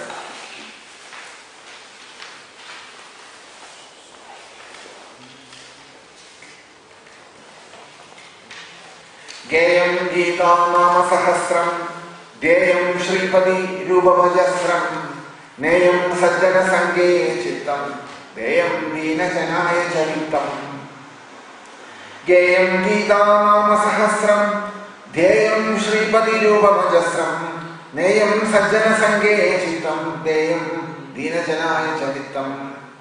That we should study Gayam Gita, Bhagavad Gita. The first thing mentions. Study Bhagavad Gita. It says Gayam Gita Nama Sahasram. That Nama Sahasram means two ways it's spoken. One to study 1,000 names of Vishnu, Vishnu Sahasranama, or also it is spoken that to chant the holy name of Krishna, Nama Sahasram, 1,000 times chant the holy name of Krishna. So both of them, Gayam Gita Nama Sahasram, Deyam Shripadi Rubam Ajasram. Always to keep Krishna's form inside the heart. And if you do like that, what will happen is that Neyam Sajjana Sange Chittam, and take always association of devotees and be in the association of devotees. These three things. Study Bhagavad Gita, chant the holy name and stay in the association of devotees. If you do that all the time, what will happen? That automatically this infection will come, Krishna consciousness. That will develop in such a way that it will be difficult to forget Krishna and will keep growing inside. That is the only reason why Krishna also talks about the same thing, isn't it? Bhagavad Gita is the key literature for Krishna consciousness. There is no other Shastram as competent as Bhagavad Gita to reveal the truth to anybody who wants to know the truth. So, therefore, Gayam Gita Nama Sahasram. Always study Bhagavad Gita, Nama Sahasram, and always chant the holy name of Krishna. And Deyam Shripadi Rupam Ajasram. that Krishna's form, some form, whichever one is attracted to, keep that form inside. And Mayam Sajjana Sangye Chittam, and be in the association of devotees. And then finally, Deyam Dina Janaya Chavittam, that if there is a lot of money, give it to poor people or use it for some good purpose and spend it away. And live in that way in this world. Others only mentions that in those verses. So the same thing Shiva Brahmarshi says in the Bhagavatam also. If you look into Shiva Bhagavatam in the 10th canto, when Nalakuvera and Manigriva came, what happened there? Nalakuvera came to Manigriva, they were liberated by Krishna. Krishna pulled the mortar between the two trees, and from there Nalakuvera and Manigriva came out, isn't it? Nalakuvera and Manigriva came out. And there is a famous, what is known as their glorification of Krishna. That is in the 10th chapter, verse 38. There's a number of verses where Nalakuvera and Manigriva glorifying Krishna. Finally, they said this to Krishna. What did they say? Vani Gunanu Kathane Shravano Kathayam Hastauja Karmasu Manastava Padayona Smrityam Shirastava Nivasa Jagal Pranami Drishti Sadam Darshanestu Bhavat Anunam Vani Gunanu Kathane Shravano Kathayam. Then, the words what we speak, let that be only to glorify Krishna, one. And secondly, if we have to hear anything through the ears, let that be only topics related to Krishna. And Hastauja Karmasu Manastava Padayona. If the hands have to do anything, let that be in your service, Krishna service. And Manastava Padayona, and the mind be always attached to Krishna's lotus feet. Smrityam Shirastava Nivasa Jagal Pranami. If our head has to pay obeisances or bow down anywhere, let that be to Krishna in the temples. Shirastava Nivasam Jagal Pranami. And Drishti Sadam Darshanestu Bhavastanunam. And whatever we are searching for with our eyes in this world, let that be only for looking for devotees. Looking for devotees association. Saying this, Nalakuvera and Manigriva left. Krishna sent them back. After 100 years, they had to stay like this as two trees after offending Narada Maharshi. But Narada Maharshi told them that ultimately you will get an opportunity to see Krishna.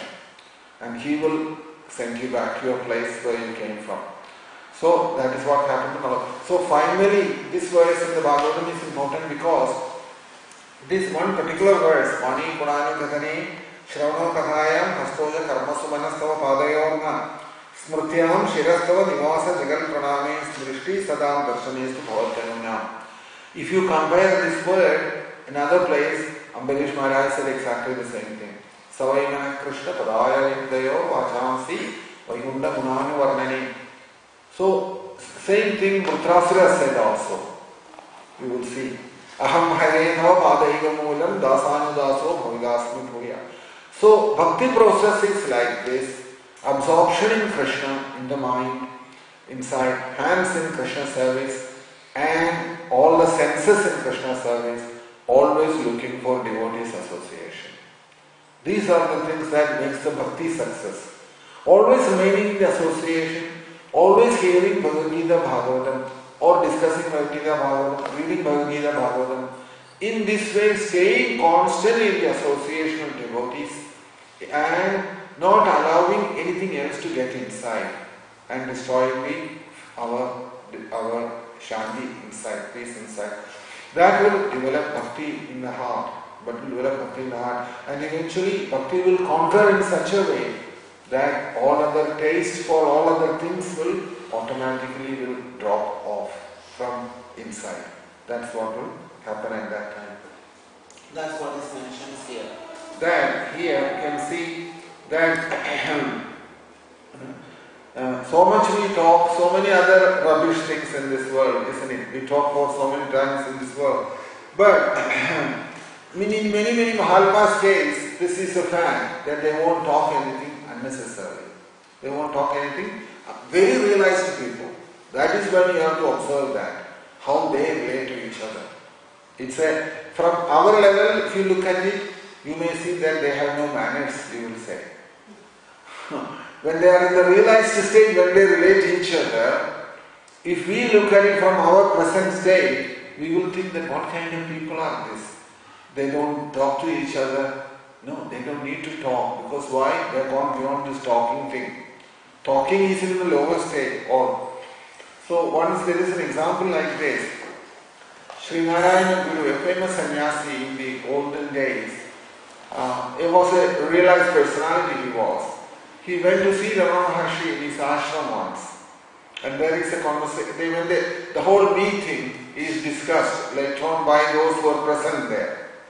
He came to see him, and Ramana Maharshi was sitting inside the room. Narayana Guru came and stood outside. They looked at each other, didn't talk one word to each other. They didn't have one word to say to each other. By the time it was middle of the day, it was time for prasadam. So he said to him, "Are you okay to eat?" He said to him. So he said yes, and they came and they sat. They didn't speak even one word to each other. After the meal, Ramana Maharshi got up and went for his walk to Skandashramam and all around the Tirunamala area. And afterwards, Narayana Guru left.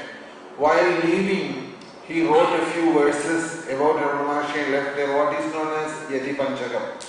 In that 5 verses, he mentions about Ramana Maharshi's status. He says, never asked a question, who I am, where I am coming from, what I am, nothing was asked. No discussion, nothing. But at the same time, he never felt offended. That is the most. Suppose you go to somebody's house and he never asked you anything, completely kept quiet and looked at you in a funny way. And what will happen? Then you will go, isn't it? But here, what we see there is completely different scenario.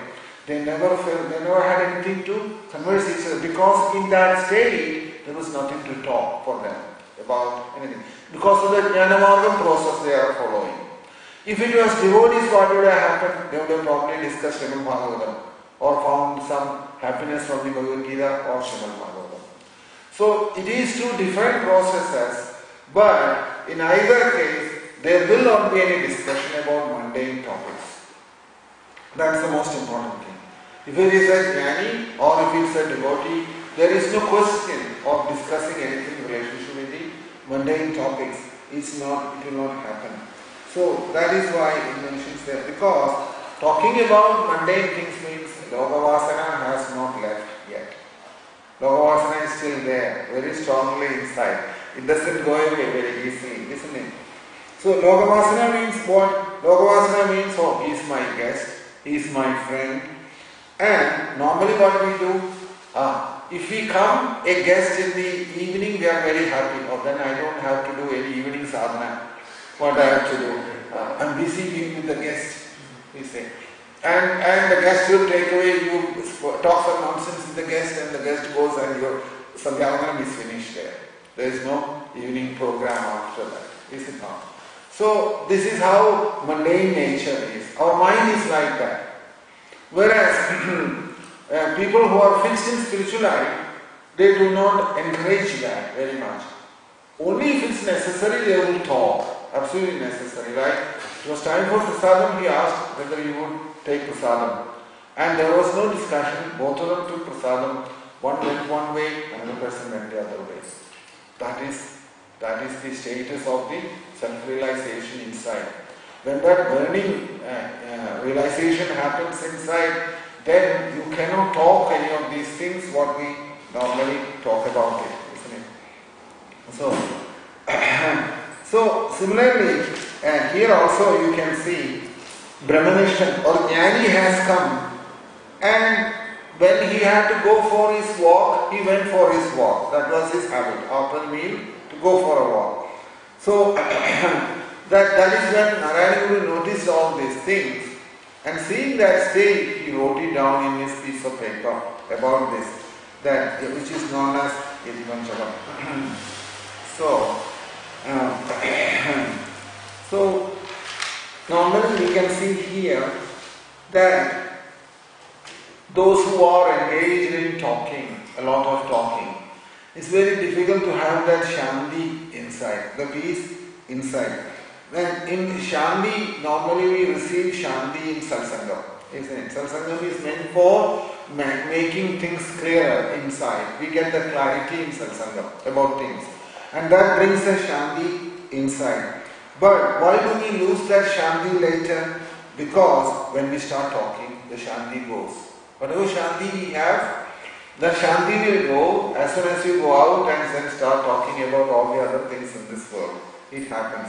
So, without saying one word each other, they were both experiencing that Brahmanandam, Gambhiram. So therefore he says here that unnecessarily all our energy will be lost in that process. Peace will be lost. So therefore, controlling the tongue is mentioned as an important factor, isn't it? You remember in the Srimad Bhagavatam, there mentions there, because he is the head of all the senses. Which one? The tongue is the head of all the senses. So therefore it says there, Jihva. Jihva is the tongue. Once the tongue is the leader, if he is under control, Jidam Sarvam Jide Rase, he says. You have won everything. All other senses will come under control if tongue is controlled. If tongue is controlled. Now, if you say the argument, oh, I am eating prasadam, therefore I don't have to control the tongue. No, it's not like that. Bhagavad prasadam you should take prasadam, no doubt. But there also control is necessary. Jidam sarvam jide rase. Who says this? The Dattaraya Maharishi says this in the Bhagavatam. When he is talking about the controlling the tongue. And Prahlada also says, Vihvaigadochita vikarshani ma vitrapta Shishnonyasta udaram shravanam kudaschal. The nice way the Dattaraya Maharishi said this to who? To King Yadu. Yadu went to see Dattatreya. So when he went to see Dattatreya, Dattatreya was saying to him that I have given up, sometimes I get very good food, he said. I will be invited by someone, they will treat me in a royal way, big feast. And sometimes I won't get any food, no food at all, nobody will give me anything. And sometimes somebody may throw a couple of chapatis or something to fill the hunger. But in all these three states, he says, I learned one thing. The shanti inside, I should not lose. The peace inside. And that is in that connection he says to him. You will notice in the Bhagavatam, if you look, you will see there. Jidam sarvam jide rase. There is a statement about controlling the tongue. That when it is coming to it is 21st verse in the 8th chapter. 11th canto, 8th chapter. 21st verse. Taval jidendriyo nasya vidanyendriya puman na jayedrasanam yaval jidam sarvam jidedrasayam. He says, Taval jidendriyo nasya vidanyendriya puman na jayedrasanam yaval jidam sarvam jidedrasayam. Till you have not controlled your tongue, you have not conquered your tongue, even if you have won all other senses, controlled all the other senses, you have not won the senses. Till you have not controlled the tongue. Because if you have controlled the tongue, he says, Na jayet rasanam yaval jidam sarvam jine rase. If you have controlled the tongue, you have actually won all other senses. Because only through the tongue, all other senses also gets their strength. It is through the tongue they get their strength, isn't it? So, because it is functioning two ways, one through eating and the other one through talking. Two kinds of sense gratification goes on through the tongue. And because of that, tongue is the most powerful of all the senses. So he says here, this is, who is saying this? The Brahmana Vacha. Yadu is hearing this from Dattatreya. Dattatreya is saying this, that Taval Jidendriyo Nasya Vijidani Indriya Puman Najayet Drasanam Yava Jidam Savam Jiderase. How did he find this out? When he was walking, the Dattatreya Maharshi was walking to a riverbank. There was one fisherman sitting there with a, what do they call that? Fishing rod, yeah. Fishing rod. And there is this hook, and at the end, bite, isn't it? A bite. Yeah. So he was holding on to that, and he noticed one thing. He says there that the fish, out of his desire to eat, apparently Yadu is saying that fish knows that if he bites it, probably he may die in that process. He is seeing that also other fish are being taken out from the water and he may lose his life. But because he cannot control his tongue, the fish, he goes and bites that. When he bites that, the next thing is what? It gets stuck in the throat, isn't it? And he pulls it out, finished. So he says here, I saw this, he says, Dattatreya. And I kept thinking, what have I got to learn from this? The 24 spiritual masters in the Bhagavatam is an important chapter. And he says, I kept thinking about it. What do I have to learn from this fish? And he realized this, that if I don't win this tongue, I have not won anything in this world. Na jaye indriyana jayan gyashu niraharamaniishina varjayitva durasanam tamniranasya vardhate. No. Intelligent people, first thing what they do is they win over the tongue, not all the other senses. And other senses they will get to control over it easily, but first they control their tongue more than anything else. And Jihvayani Pramadhinya Jano Rasamimohida Mrityu Mrityanti Sasad Buddhir Minastu Bhadishai Yatha. He says that a person who has come to spiritual life, there is no other thing which will destroy him like the tongue. He says. Tongue is the one which destroys him very easily. Very easily. Therefore, you can see in all the ashrams and everything, where generally sannyasis and brahmacharis, they have a very, very controlled way of life, isn't it? Very controlled way of life. It is necessary because they know very well that if they get victimized by the tongue, then their spiritual life is over. It's over. So therefore, in order to maintain that shanti, peace inside, varjayitva rasanam tam niranasya vardhate. Nature of the tongue is, if you give something very tasty for it, it will demand more and more and more. So unless we escape from that situation, it will be very, very difficult to progress in spiritual life. That's what he is saying here. That just like through the fishing rod and the fish story, how the fish lost its life, what has come to spiritual life, Dattatreya Maharshi is saying to Yadu is saying, Dattatreya is saying to Yadu that if he has not taken over his control over his tongue, he can easily fall away from spiritual life and lose his complete consciousness. So that's why na jaye rasanam yava jidam savam jiderase. So much importance to the tongue is spoken there. So here you can see that so many things he has mentioned here. So first of all, talking about this, and the tongue is concerned, that whatever shanti we have in satsangam, by hearing about Krishna from Bhagavad Gita and Srimad Bhagavatam, which gives us some understanding of spiritual life and some realizations also from that, all that will disappear if the tongue is misused, either for talking nonsense or for eating too much food or getting attracted to taste, in other words. So both of them, it will take away our energy away and peace will go away. So therefore, controlling the tongue. So that is why he also mentions the Nalakavaran Manikiri also mentions there is a Vani Gunanu Kadane Shravana Kathaya. That is why that verse is very important. Then more important for particularly those who are seriously taking to spiritual life.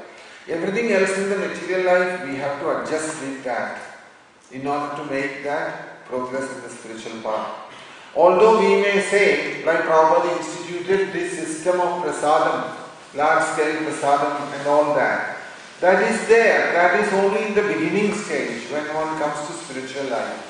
Initially to satisfy the tongue. But that's not for the whole life, it is prasadam and I keep swallowing tons and tons of prasadam inside. That's not good. That won't help because the subtle things won't get under control. That's the difficulty. On a gross level it's okay, but on a subtle level it will be a big failure.